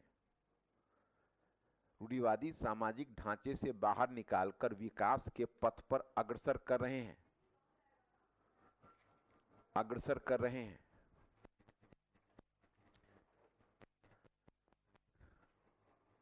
विकास के पथ पर अग्रसर कर रहे हैं। ये दूसरा वाला पॉइंट तुम लोगों ने समझा? देखो, आर जस्ट मेंटली अलर्ट हो? हाँ। देखो, हम पहले भी तुमको बता चुके हैं, जहां औपनिवेशिक हित को हमने 80% मार्क्स दिया हुआ है, पता है कि नहीं? 20% मार्क्स किसको दिया हुआ है? हाँ, कुछ विचारधारा है, व्यक्तित्व है, ये सब भी तो अपनी भूमिका निभाता है। अब देखो, पहला वाला जो चरण था उसमें विलेजली निकला साम्राज्यवादी, तो उसका अपना नेचर है। तो अब 100% हम औपनिवेशिक हित को नहीं देंगे, 80% तो दे रहे हैं। और दोनों में अगर निर्णायक कारक पूछा जाएगा तो पहला वाले को करोगे, दूसरे वाले को? पहले वाले को करोगे। लेकिन दूसरा वाला का जो पॉइंट, अब पीटी में ही तुमको अगर पूछा जाए कि भाई समाज सुधार को प्रेरित करने वाले कौन से कारक थे, पॉइंट नंबर 1 और पॉइंट नंबर 2, और चॉइस ए होगा केवल 1, चॉइस बी होगा केवल 2, चॉइस सी होगा 1 2, चॉइस डी होगा ऊपर में कोई नहीं, क्या करोगे? क्या? हाँ, मैंने केवल एक तो नहीं चुनोगे। अगर ये दोनों चॉइस रहता तुम 1 2 दोनों चुन लेते। हाँ, बस यही समझ होना चाहिए, और इसी समझ के आधार पर प्रीलिम्स भी निकलता है। नहीं तो उसी में कई बच्चा काबिलियत कहेगा, सर आप बताए थे औपनिवेशिक हित, तो औपनिवेशिक हित है पॉइंट नंबर 1, मैं क्या करूंगा? वहां बाहर एग्जाम हॉल में थोड़ा जाऊंगा, वहां पर अपना दिमाग लगाना पड़ता है, मात्रा का अंतर होता है। अब निर्णायक पहला है, लेकिन है तो कारक दोनों। तो ये दूसरा वाला जो कारक है वो प्रचारात्मक मूल्य भी है, समझ रहे हो कि नहीं? अब मान लो तुम किसी को 1 लाख रुपए डोनेशन दे रहे हो, और तुम्हारी निगाह है कि अगर इसको 1 लाख रुपए डोनेशन देने के तो कल हमारा बहुत बड़ा समर्थ होगा, समाज में हमारा हित करेगा, समझ रहे हो कि नहीं? अब वो तुम्हारा है, तो तुम्हारा हित वो है जो तुम उसको डोनेशन दे रहे हो, तो कह रहे हो कि भैया अरे पैसा हमारा है, तुम्हारा किसका है? पैसा किसका हुआ है? अगर हम ये लेने से आपको सुख होता है तो मेरे लिए तो आपका सुख सर्वोपरि है। तुमको लग रहा है कि अब दे ही रहे हैं तो थोड़ा सा प्रचार भी हल्का कर डालें, समझ रहे हो कि नहीं? तो अब वो उनको सुधार तो करना ही है, तो प्रचार भी अपना कर रहे हैं। एक विचारधारा तो है, जो कुछ लोग तो उनके यहाँ है ही, जैसा मान रहे हैं कि भाई सुधार करिए, ऐसा नहीं होता है कि भाई आप किसी को, अरे देखो मारना तो है, मतभेद यह है कि जहर से मारा जाए कि गुड़ से मारा जाए, समझ रहे हो कि नहीं? तो वो चीजें काम कर रही है। तो 2 कारक ये क्लियर हो गया आप लोगों को, नीचे ब्रेक दीजिए। अब समाज सुधार के लिए बनाए गए कानून तुम्हारा बुकलेट में है ही सब कुछ, मैं केवल पॉइंट करा के उसको बता देता हूं कि कौन कौन कानून का तुम लोग चर्चा करोगे। अब नीचे ब्रेक देकर लिखिए कि समाज सुधार के लिए विधि निर्माण, समाज सुधार के लिए विधि निर्माण, विधि निर्माण। आप डैश देकर लिखिए सती प्रथा उन्मूलन, सती प्रथा उन्मूलन,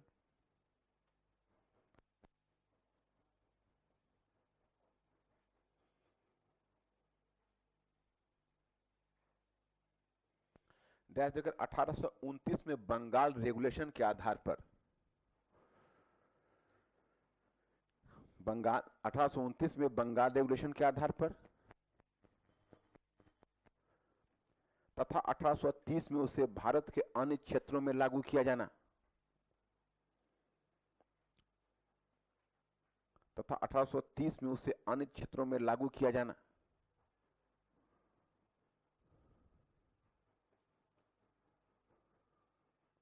अन्य क्षेत्रों में लागू किया जाना। 1829 में बंगाल रेगुलेशन के आधार पर तथा 1830 में उसे भारत के अन्य क्षेत्रों में लागू किया जाना। पॉइंट नंबर 2, शिशु हत्या पर पाबंदी। शिशु हत्या पर पाबंदी।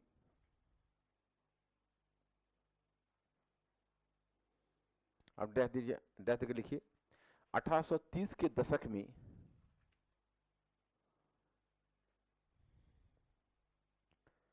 1830 के दशक में इस नियम को कड़ाई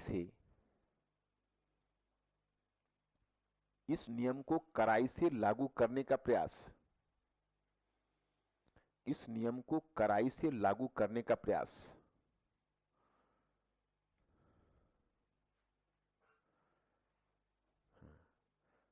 थर्ड, दास प्रथा का उन्मूलन।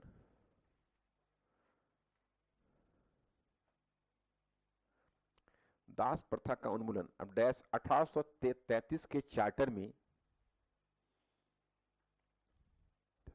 1833 के चार्टर में इसके लिए निर्देश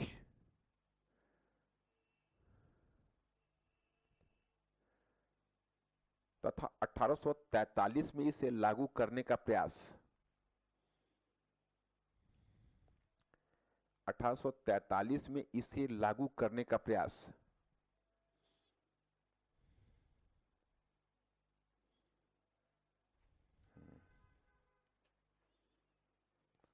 पॉइंट नंबर 4, विधवा पुनर्विवाह कानून।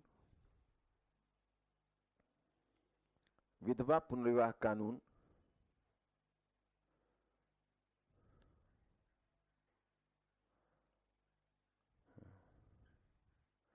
डैश 1856 में इस कानून को लागू किया जाना। 1856 में इस कानून को लागू किया जाना।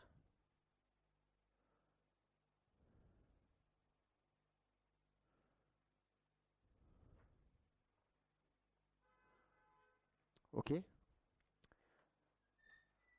सब तो केवल तथ्य है जो आपको बुकलेट में भी है। नीचे ब्रेक देकर लिखिए सीमा। सीमा। सीमा। अब डैश देकर लिखिए ब्रिटिश समाज सुधार को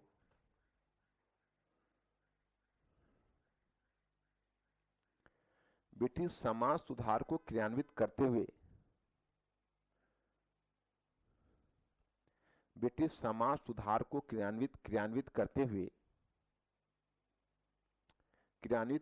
इस बात के प्रति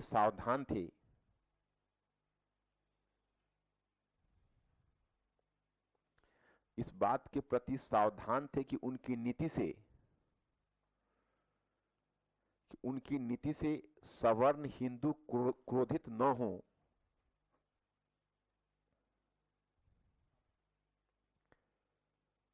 उनकी नीति से सवर्ण हिंदू क्रोधित न हो, इसलिए सोची समझी नीति के तहत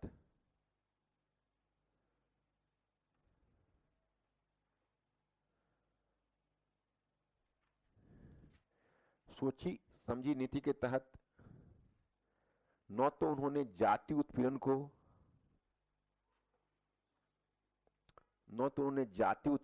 समाप्त करने,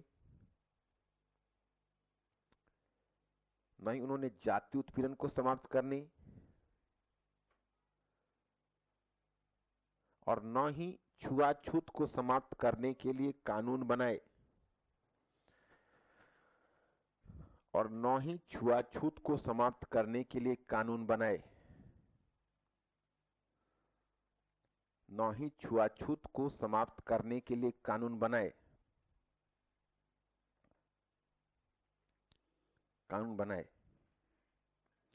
ओके, आर यू क्लियर?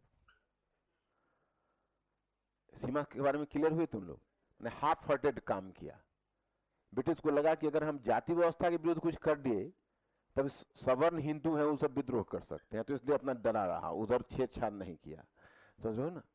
तो ये अब यहीं पर नीचे ब्रेक देकर लिखिए मॉडल प्रश्न। मॉडल प्रश्न 19वीं सदी के आरंभिक दशकों में, मॉडल 19वीं सदी के आरंभिक दशकों में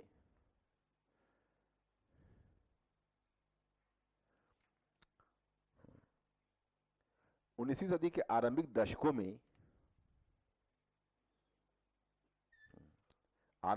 में ब्रिटिश नीति का बल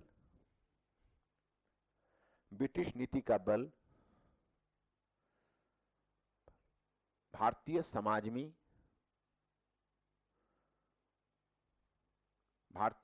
में आवश्यक सुधार लाकर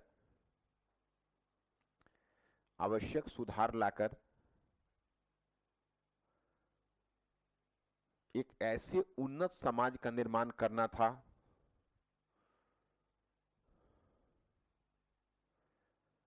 आवश्यक सुधार लाकर एक ऐसे उन्नत समाज का निर्माण करना था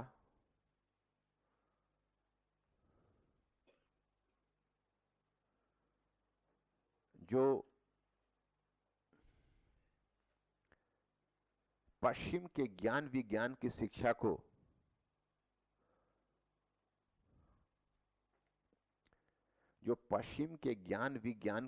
को समझ सके,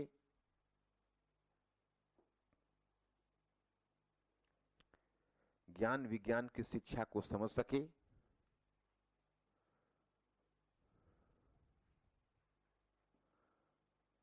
और भारत को विकास के पथ पर अग्रसर कर सके,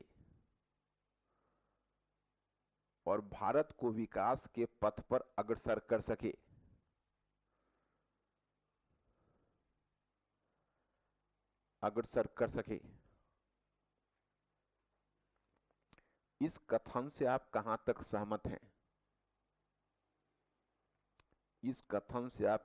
सहमत हैं? क्या लगता है, सहमत हो जाओगे कि नहीं? पकड़ लोगे इस क्वेश्चन को?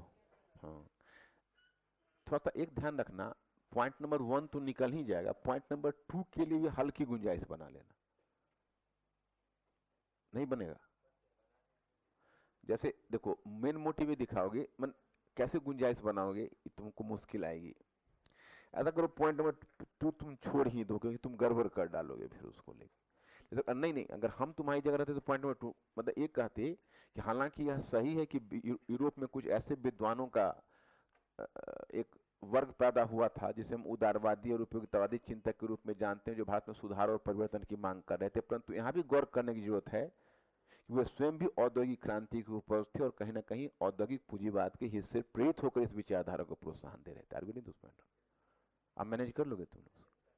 उनका नाम आ जाना चाहिए, लेकिन उनको औद्योगिक पूंजीवाद से उनको भी जोड़ देना चाहिए। क्वेश्चन का तो बल ये है ना कि ऐसा वो चाहते थे, भाई कैसे चाहेंगे, है ना। अब तुम्हारा नेक्स्ट वन हेडिंग हो जाएगा, हाँ, नेक्स्ट वन हेडिंग हो जाएगा अंग्रेजी शिक्षा। हेडिंग अंग्रेजी शिक्षा, समाज सुधार समाप्त, अंग्रेजी शिक्षा। तो अंग्रेजी शिक्षा में तो चीजें तुम जानती हो कि क्या है। जैसे 1813 में एक बंगाल लोक शिक्षा समिति बनेगी, और बंगाल लोक शिक्षा समिति जो कि 1813 में शिक्षा पर एक प्रस्ताव आएगा। ओके, मैंने शिक्षा पर प्रस्ताव नहीं आएगा, इनफैक्ट 1813 में जो चार्टर आया है, तुमने नाम सुना है, तो 1813 के चार्टर में एक प्रावधान यह था कि प्रत्येक वर्ष शिक्षा के विकास के लिए 1 लाख रुपए आवंटित किया जाएगा। तो फिर उसको क्या, तो वो साहित्य के विकास के, लिटरेचर के विकास के लिए और वैज्ञानिक शिक्षा के विकास के लिए, लेकिन वो रकम व्यवहार में तो नहीं मिल पाई उतनी भी रकम, लेकिन उसके लिए एक लोक शिक्षा समिति बनी कि भाई किस तरह से खर्च होगा, कैसे शिक्षा का विकास होगा, भारत की भावी शिक्षा नीति कैसे विकसित होगी। तो इस क्रम में बंगाल लोक शिक्षा समिति में पहले थे प्राच्यवादियों का वर्चस्व था। तो प्राच्यवादी चाहते थे कि भारतीयों को परंपरागत शिक्षा आप दीजिए, और परंपरागत शिक्षा के साथ साथ देसी भाषा में शिक्षा दीजिए। मतलब उनका जोर परंपरागत शिक्षा पर उतना नहीं था जितना देसी भाषा के ऊपर था। पाश्चात्यवादी धीरे धीरे क्या हुआ कि पहले तो प्राच्यवादियों का वर्चस्व था, जैसे प्रिंसेप बंधु थे, एच एच विल्सन थे, ये सब उस पर हावी थे। लेकिन आगे जब विलियम बेंटिक आया तो उसने लॉर्ड मैकाले को 1834 में बना दिया बंगाल लोक शिक्षा समिति का अध्यक्ष। तो उसके बाद क्या हुआ कि उसी समय जो प्राच्यवादी और पाश्चात्यवादियों में प्राच्यवादी कमजोर पड़ गए और पाश्चात्यवादी उसके बाद हो गए प्रभावी, और एक प्राच्य और पाश्चात्य विवाद शुरू हुआ। उसमें खुद मैकाले और उसके साथ टी ट्रेवेनियर, ये दोनों प्रचंड प्राच्यवादी थे, चार्ल्स ग्रांट वगैरह भी थे। तो उसमें ये हुआ कि भाई विवाद का दो आधार था कि शिक्षा का आधार क्या हो। तो शिक्षा के आधार में इनका मानना था कि पाश्चात्य शिक्षा हो, प्राच्यवादी मानते थे परंपरागत हो तो ठीक है, परंतु प्राच्यवादियों को ज्यादा इस पर ऑब्जेक्शन नहीं था। अगर आप पश्चिमी ज्ञान विज्ञान की शिक्षा देना चाहते हैं तो दीजिए, उनका केवल कहना यह था कि भारतीयों को क्लासिकल भाषा में शिक्षा दीजिए, जैसे संस्कृत भाषा, अरबी, फारसी। क्योंकि अगर आप भारतीयों को अंग्रेजी भाषा में शिक्षा देंगे तो भारतीय शिक्षा को स्वीकार नहीं कर सकेंगे। तो इसी मुद्दे पर विवाद हुआ। बल्कि एल्फिस्टन और मुन्रो जैसे जो पितृसत्तावादी थे वो तो यहाँ तक कहते थे कि आप क्षेत्रीय भाषा में शिक्षा दीजिए, तमिल में और मराठी में शिक्षा दीजिए। अंत में मैकाले ने इस बात को अस्वीकार किया और मैकाले ने परंपरागत शिक्षा पद्धति की भारत में तीव्र आलोचना की। उन्होंने कहा कि भाई भारत में नदी के तालाब, मधु के तालाब आदि की चर्चा है जो सब समाज में नहीं देखा गया है। और उसका कहना यह था कि यूरोप के किसी एक लाइब्रेरी के एक अलमीरे के एक शेल्फ में रखी जो पुस्तक है वो संपूर्ण संस्कृत और अरबी साहित्य से बढ़कर है। ये दावा उनका इसलिए गलत था क्योंकि उनको न तो अरबी साहित्य का ज्ञान था, न संस्कृत साहित्य का ज्ञान था। इसके बारे में वो नहीं जानते थे तो कैसे वो दावा। अभी अगर हम कह दें कि भाई हिंदी साहित्य के सामने, हिंदी साहित्य में एक अलमीरा भर का पुस्तक पूरे बंगाली साहित्य से श्रेष्ठ है, तो ये दावा इसलिए गलत हुआ क्योंकि बंगाली साहित्य हम जानते नहीं है, ना हमको उसका अनुभव है। सिर्फ आप दो चार उनके ट्रांसलेशन वाले बुक, शरद चंद्र चट्टोपाध्याय और रविन्द्रनाथ टैगोर के कुछ पुस्तक पढ़ने के अलावा, तो अब ऐसी स्थिति में तुम समझ सकते हो कि लॉर्ड मैकाले का यही हाल है, न उन्होंने अरबी का ज्ञान है न संस्कृत का ज्ञान है, फिर भी वो अरबी और संस्कृत का ठेका ले रहे हैं। अब इसके पीछे मकसद तो साम्राज्यवादी है। मकसद तो साम्राज्यवादी में पहला यह कि भारत का विकास ब्रिटिश वस्तुओं के बाजार के रूप में हो, चुकी अंग्रेजी शिक्षा प्राप्त व्यक्ति भारतीय वस्तु खरीदेंगे।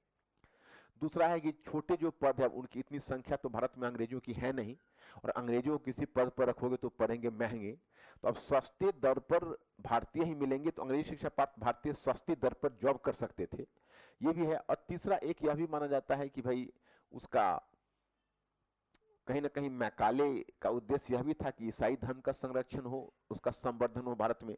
क्योंकि अगर अंग्रेजी शिक्षा को जो अपनाएंगे तो उनका झुकाव ईसाई धर्म के प्रति होगा। चूंकि उसने अपने पिता को पत्र में लिखा कि इस शिक्षा पद्धति को कड़ाई से लागू किया जाएगा तो आगामी 30 वर्षों में बंगाल में कोई मूर्ति पूजक नहीं बचेगा। इसके अलावा एक दो चीज और भी मानी जाती है कि मानते थे कि जो अंग्रेजी शिक्षा प्राप्त भारतीय होंगे वो बंधुता के लगाव के साथ ब्रिटिश के साथ जुड़ जाएंगे। और एक उनका यह भी मानना हो सकता है कि भाई उसमें दक्षिण अफ्रीका भी काफी पॉपुलस था और इंडिया भी पॉपुलस था, तो उनका मानना था कि दक्षिण अफ्रीका और भारत जैसे देशों में जब अंग्रेजी भाषा, अंग्रेजी शिक्षा, अंग्रेजी भाषा फैल जाएगी तो ये दिन दूर नहीं है कि अंग्रेजी भाषा भारत की अखिल भारतीय भाषा बन जाएगी, सॉरी विश्व की, अखिल विश्व की भाषा बन जाएगी। It will be world language. तो यही सब कुछ मकसद था। अब मकसद के बाद तुम प्रभाव देखोगे तो प्रभाव नकारात्मक ही होगा और कुछ एक दो प्रभाव सकारात्मक भी हुआ है। तो इसी के साथ तुम आरंभ करो, लिखो। लिखिए, अंग्रेजी शिक्षा में 1813 में भारत की शिक्षा नीति में 1813 में भारत की शिक्षा नीति में विचार करने के लिए, शिक्षा नीति पर कर दो, 1813 में भारत की शिक्षा नीति पर विचार करने के लिए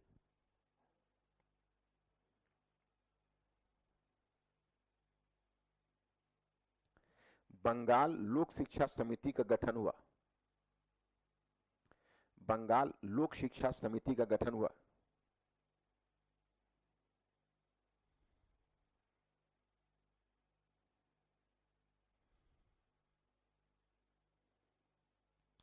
देखिए, इसका कार्य भारत के भावी शिक्षा पर विचार करना था। क्या टेस्ट है? जाओ फिर। इसका कार्य भारत के भावी शिक्षा पर, भारत की भावी शिक्षा पर, भारत की भावी शिक्षा पर विचार करना था।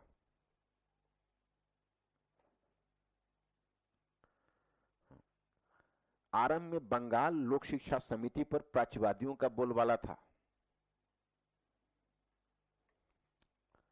आरंभ में बंगाल लोक शिक्षा समिति पर प्राच्यवादियों का बोलबाला था, प्राच्यवादियों का बोलबाला था।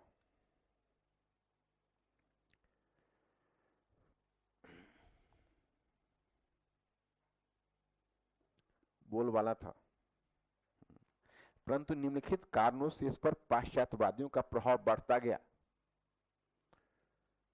परंतु निम्नलिखित कारणों से इस पर पाश्चात्यवादियों का प्रभाव बढ़ता गया।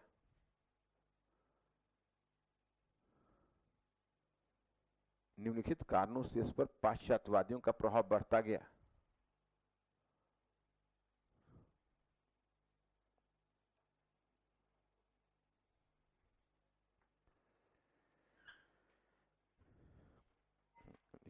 बढ़ता गया।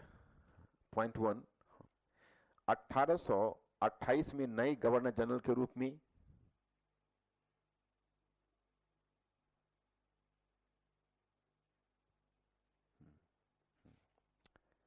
1828 में नए गवर्नर जनरल के रूप में विलियम बेंटिक का आगमन हुआ। विलियम बेंटिक का आगमन हुआ। विलियम बेंटिक का आगमन हुआ।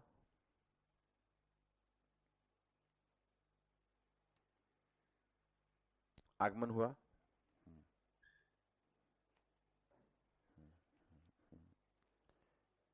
इसका झुकाव पाश्चात्यवाद की ओर था। इसका झुकाव पाश्चात्यवाद की ओर था। इसका झुकाव पाश्चात्यवाद की ओर था। पाश्चात्यवाद की ओर था। पॉइंट नंबर 2, 1834 में गवर्नर जनरल की परिषद में 1834 में गवर्नर जनरल की परिषद में 1834 में गवर्नर जनरल की परिषद में विधि सदस्य के रूप में लॉर्ड मैकाले की नियुक्ति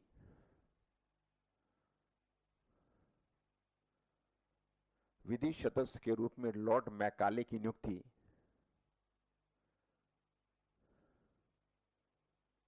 लॉर्ड मैकाले की नियुक्ति फिर लॉर्ड मैकाले को बंगाल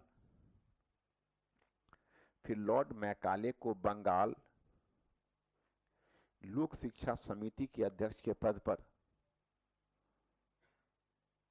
लोक शिक्षा समिति के अध्यक्ष के पद पर नियुक्त किया जाना। लोक शिक्षा समिति के अध्यक्ष के पद पर नियुक्त किया जाना।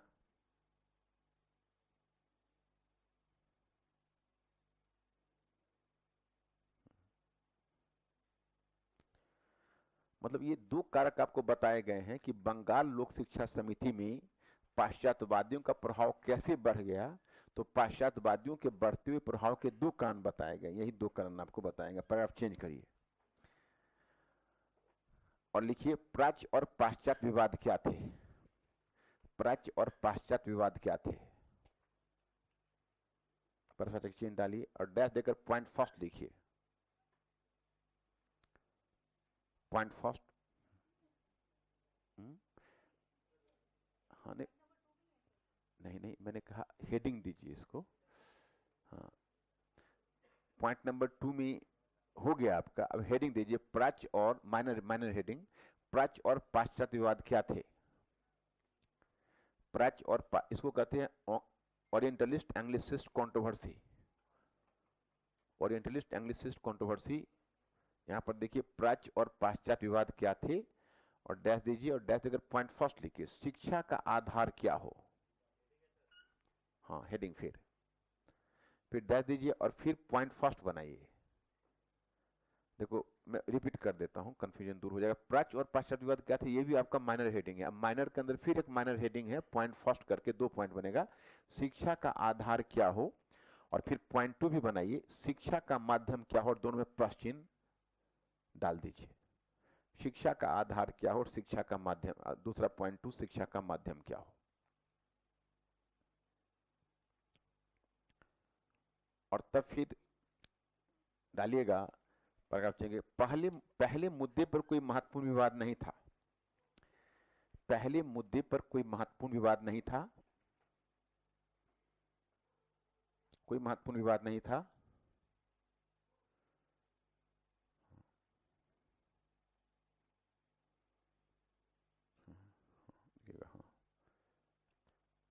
पाश्चात्यवादी शिक्षा का आधार,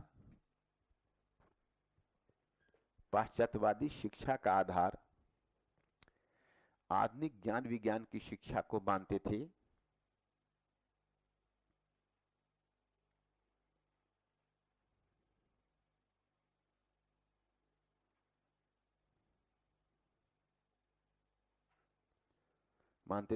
हाँ, प्राच्यवादियों ने भी आधुनिक ज्ञान विज्ञान की शिक्षा के महत्व को स्वीकार कर लिया था। प्राच्यवादियों ने भी आधुनिक ज्ञान विज्ञान की शिक्षा, आधुनिक ज्ञान विज्ञान की शिक्षा के महत्व को स्वीकार कर लिया था।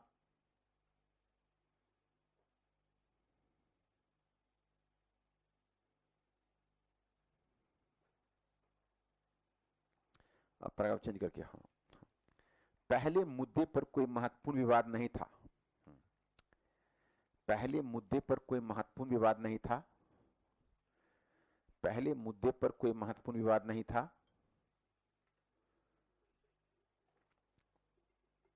नहीं, पैराग्राफ चेंज करके लिखो, उसमें कुछ नहीं, मतलब टाइटल होता तो मैं बोलता ना आपको।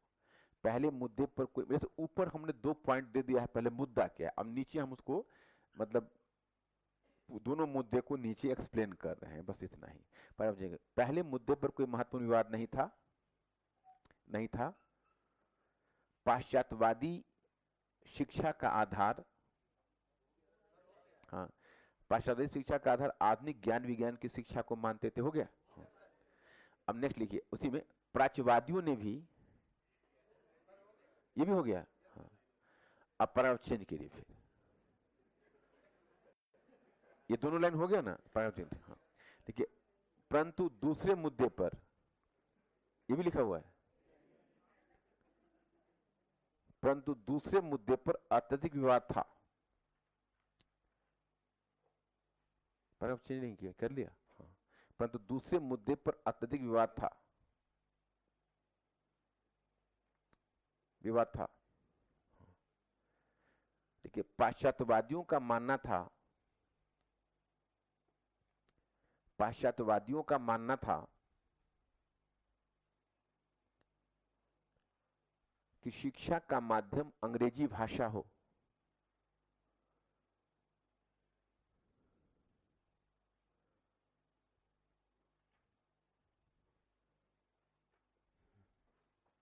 अंग्रेजी भाषा हो, भाषा हो। मैकाले, मैकाले तथा ट्रेवेनियर, मैकाले तथा ट्रेवेनियर, मैकाले तथा ट्रेवेनियर, ट्रेवेनियर जैसे पाश्चात्यवादी यह मानते थे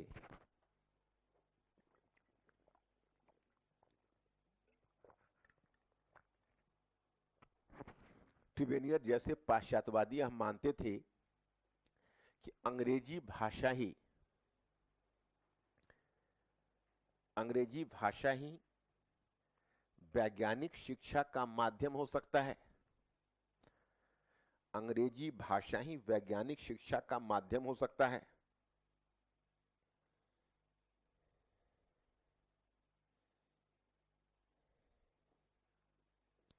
माध्यम हो सकता है।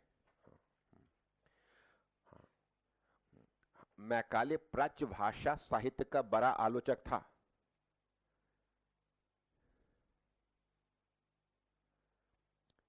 मैकाले प्राच्य भाषा साहित्य का बड़ा आलोचक था, आलोचक था।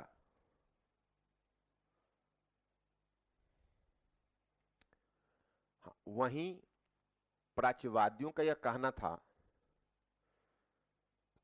वहीं प्राच्यवादियों का यह कहना था कहना था कि अगर राष्ट्रवादियों का यह कहना था कि अगर भारतीयों को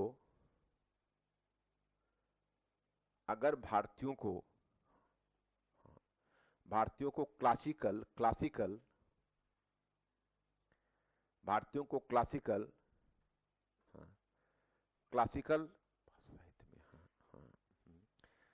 क्लासिकल भाषा साहित्य में,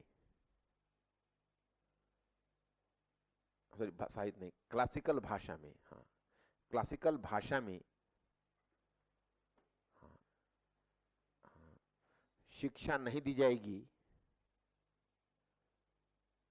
अगर भारतीयों को उनकी क्लासिकल भाषा कर दो, उनकी क्लासिकल भाषा में शिक्षा नहीं दी जाएगी, तो फिर वे पश्चिमी ज्ञान विज्ञान को स्वीकार नहीं करेंगे। वो पश्चिमी ज्ञान विज्ञान को स्वीकार नहीं करेंगे। ज्ञान विज्ञान को स्वीकार नहीं करेंगे। किंतु अंततः जीत पाश्चात्यवादियों की हुई।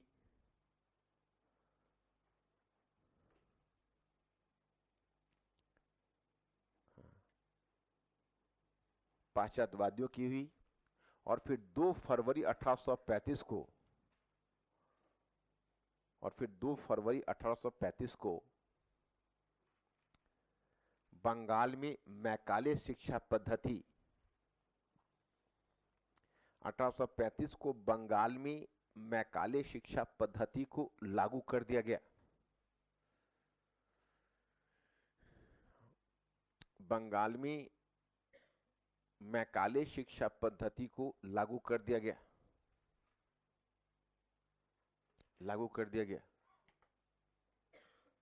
अब वहीं पर आप उसको लीव करो और थोड़ा सा पैराग्राफ चेंज करिए और हेडिंग दीजिए, मैकाले शिक्षा पद्धति की विशेषताएं। छोटा सा माइनर हेडिंग है, मैकाले शिक्षा पद्धति की विशेषताएं।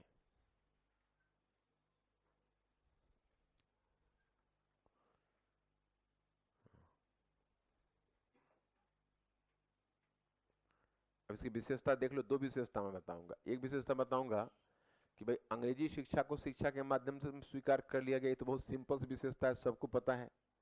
दूसरा बताऊंगा कि एक्चुअली देखो, अब आज की तारीख में जब आज की गवर्नमेंट ने सर्व शिक्षा अभियान स्टार्ट किया 2001 में और अभी 2018 है, तभी भी 100% लिटरेसी पर हम लोग नहीं पहुंच पाए।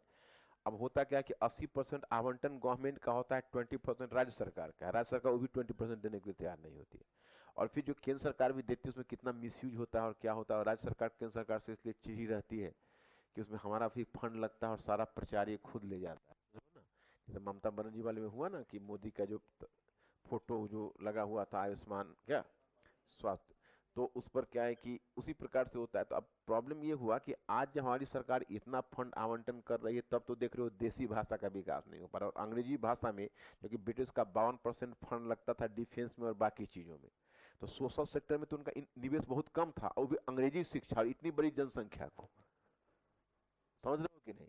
तो उन्होंने क्या किया था, एक डाउनवर्ड फिल्ट्रेशन थ्योरी थी। फिल्ट्रेशन थ्योरी में क्या था कि मुट्ठी भर लोग अंग्रेजी भाषा के माध्यम से पश्चिमी ज्ञान विज्ञान की शिक्षा प्राप्त करेंगे और तब वो भारतीय भाषा के माध्यम से वह पश्चिमी ज्ञान विज्ञान की जो शिक्षा है वह जनसामान्य तक पहुंचाएंगे।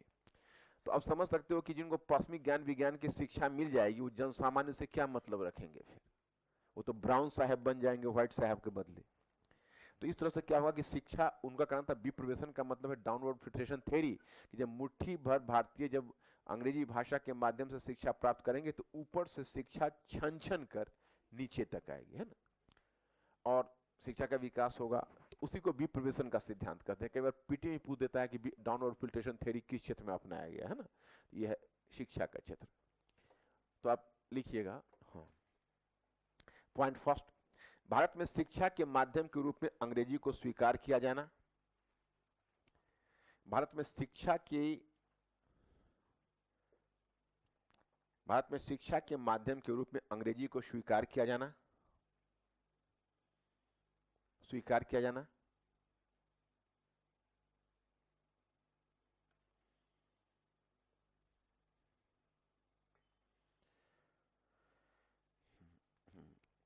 पॉइंट नंबर 2, चूंकि शिक्षा के क्षेत्र में संसाधनों का आवंटन, चूंकि शिक्षा के क्षेत्र में संसाधनों का आवंटन सीमित था, चूंकि शिक्षा के क्षेत्र में संसाधनों का आवंटन सीमित था, संसाधनों का आवंटन सीमित था,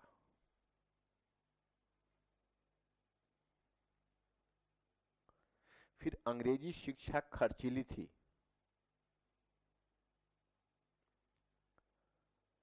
फिर अंग्रेजी शिक्षा खर्चीली थी, इसलिए यह सीमित लोगों को दी जा सकती थी, इसलिए यह सीमित लोगों को दी जा सकती थी।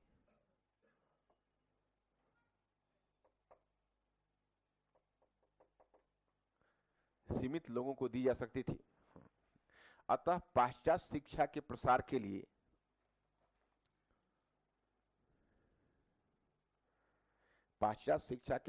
के लिए विप्रवेशन के सिद्धांत, विप्रवेशन, पाश्चात्य शिक्षा के प्रसार के लिए विप्रवेशन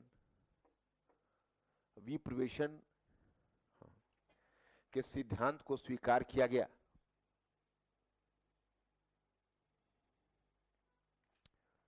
विप्रवेशन के सिद्धांत को स्वीकार किया गया। इससे तात्पर्य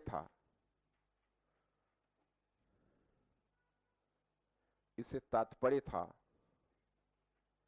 कि पहले मुट्ठी भर लोग अंग्रेजी भाषा के माध्यम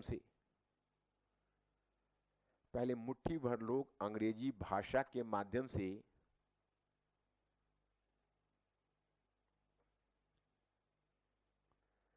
आधुनिक ज्ञान विज्ञान की शिक्षा को प्राप्त करेंगे, अंग्रेजी भाषा के माध्यम से आधुनिक ज्ञान विज्ञान की शिक्षा को प्राप्त करेंगे और फिर भारतीय भाषाओं के माध्यम से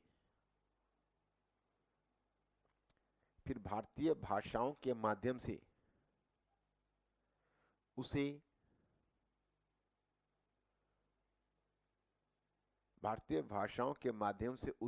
जनसामान्य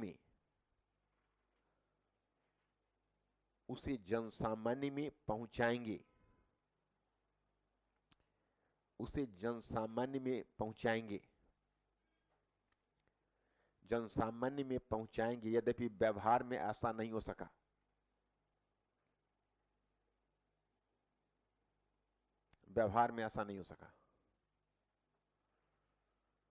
ये तो मैंने आपको समझाया हुआ है। अब नीचे ब्रेक देकर लिखिएगा, मैकाले शिक्षा, हेडिंग है छोटा सा माइनर हेडिंग, मैकाले शिक्षा पद्धति के पीछे उद्देश्य, मैकाले शिक्षा पद्धति के पीछे उद्देश्य। अब डैश देकर पॉइंट फर्स्ट, भारत में ब्रिटिश वस्तुओं के बाजार का विकास,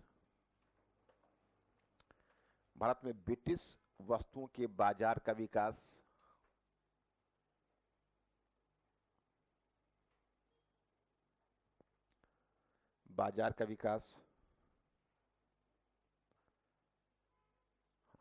पॉइंट नंबर 2, निम्न प्रशासनिक पदों पर भारतीयों की नियुक्ति को प्रोत्साहन, निम्न प्रशासनिक पदों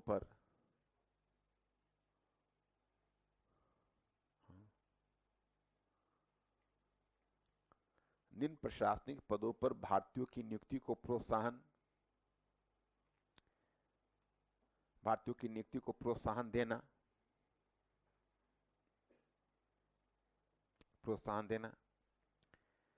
पॉइंट नंबर 3, अंग्रेजी शिक्षा के माध्यम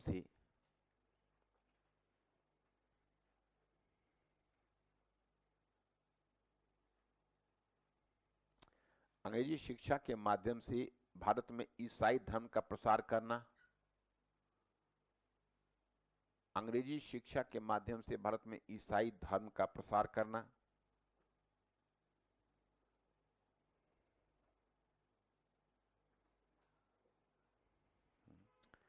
पॉइंट नंबर 4, अंग्रेजी शिक्षा प्राप्त करने वाले भारतीय, अंग्रेजी शिक्षा प्राप्त करने वाले भारतीय भारतीय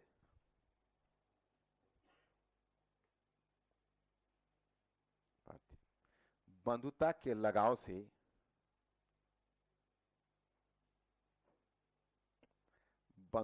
लगाव से ब्रिटिश के साथ जुड़ जाते, बंधुता के लगाव से ब्रिटिश के साथ जुड़ जाते।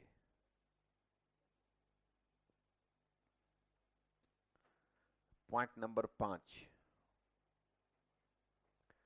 कुछ ब्रिटिश चिंतकों का मानना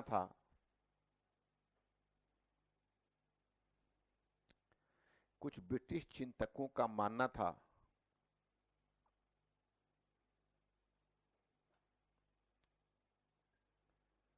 कि अगर भारत और दक्षिण अफ्रीका जैसे घनी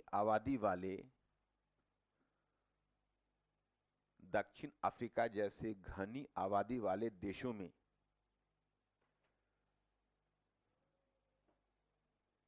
में अंग्रेजी शिक्षा प्रसारित हो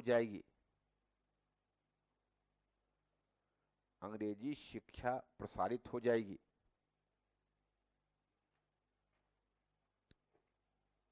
तो पूरे विश्व में अंग्रेजी भाषा का प्रसार हो सकेगा।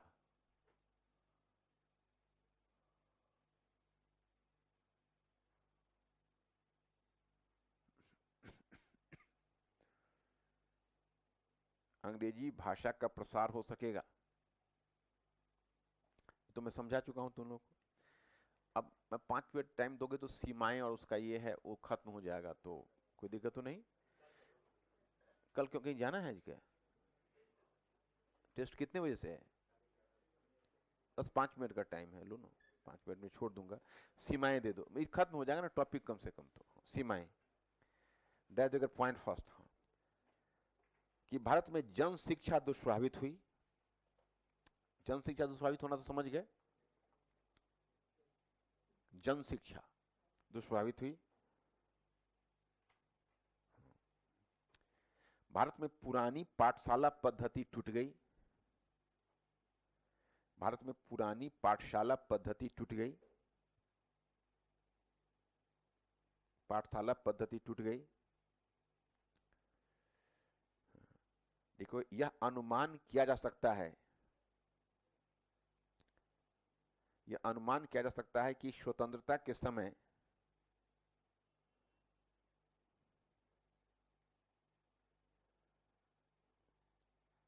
समय भारत की साक्षरता दर मात्र 16% थी।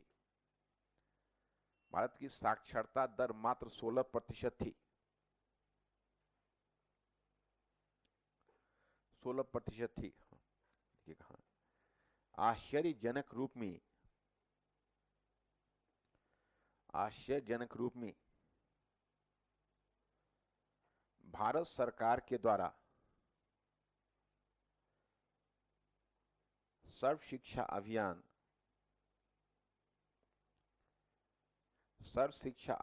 और शिक्षा के अधिकार को लागू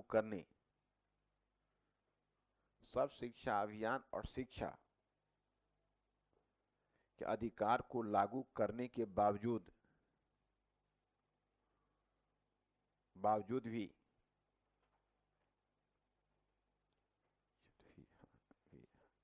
साक्षरता दर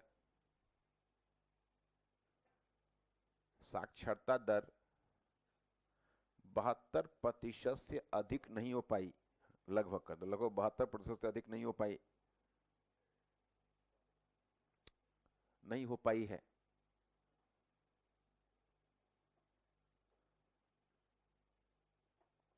अब पॉइंट 2 दो, इसने भारत में सामाजिक विभाजन को प्रोत्साहन दिया। पॉइंट 2, इसने भारत में सामाजिक विभाजन को प्रोत्साहन दिया। सामाजिक विभाजन को प्रोत्साहन दिया, जो आज भी इंडिया और भारत के विभाजन के रूप में देखा जा सकता है। जो आज भी इंडिया और भारत दोनों में सिंगल इन्वर्टेड कॉमा में ले लो और डिसाइड कर लो तुम लोग इंडिया में हो कि भारत में हो।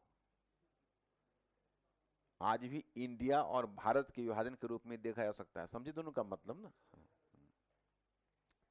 हमेशा तुम लोगों को शिकायत रहती है कहीं अंग्रेजी माध्यम में फेवर तो नहीं कर रहा है। अगर अंग्रेजी होता ही नहीं, एक ही भाषा सबकी होती तो क्यों प्रॉब्लम उठता आज? क्या तो हुआ। पॉइंट थर्ड, सभी प्रकार के मौलिक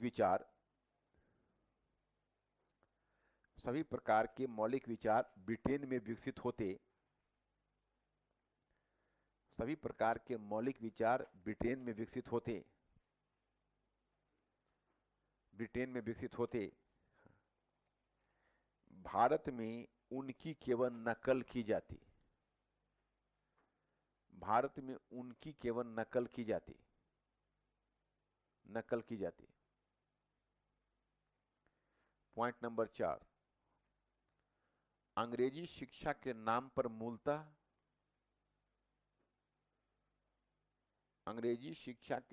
मूलतः साहित्य एवं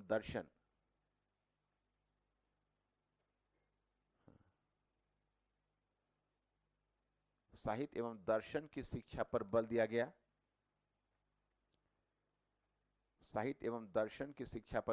जबकि ज्ञान विज्ञान की शिक्षा का तिरस्कार किया गया।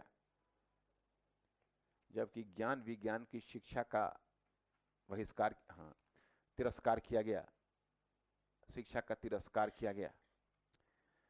मैंने दावा तो किया था हम ज्ञान विज्ञान की शिक्षा देंगे, लेकिन ज्ञान विज्ञान की शिक्षा उन्होंने दी नहीं, बल्कि ज्ञान विज्ञान की शिक्षा का तिरस्कार किया गया व्यवहार में। बस 2 पॉइंट है, वो है सकारात्मक प्रभाव। भी 2 लिख लो फिर हो जाएगा। देखो सकारात्मक प्रभाव।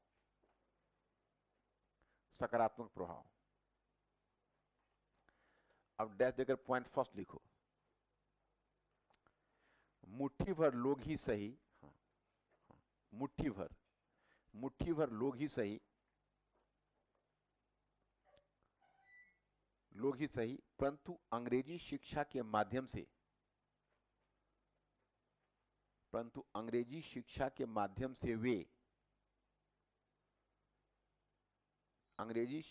माध्यम से वे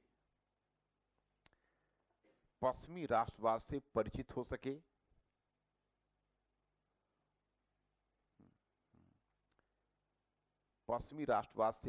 सके।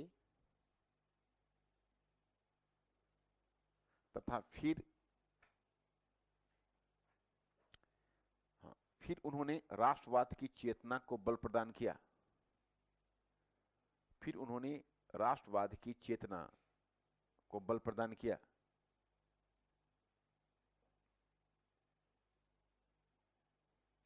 पॉइंट नंबर 2, 1990 के दशक में 1990 के दशक में कंप्यूटर सॉफ्टवेयर के क्षेत्र में 1990 के दशक में कंप्यूटर सॉफ्टवेयर के क्षेत्र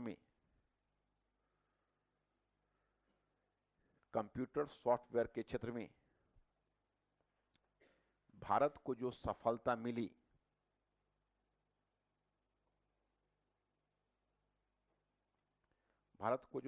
मिली उसमें भी मैकाले शिक्षा पद्धति का बड़ा योगदान रहा।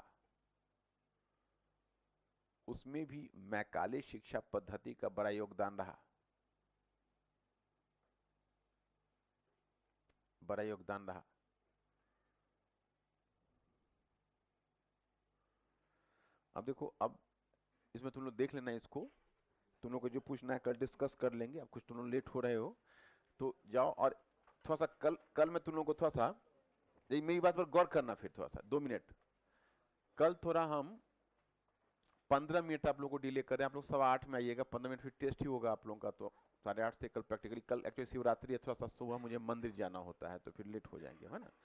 तो आप 8:15 में, कल आप लोग 8:15 आ रहे हैं और फिर टेस्ट देके 8:30 में क्लास, 8:30 में लेकिन पक्का क्लास शुरू हो जाएगा, है ना। देखते हैं, कल मिलते हैं आप लोगों से।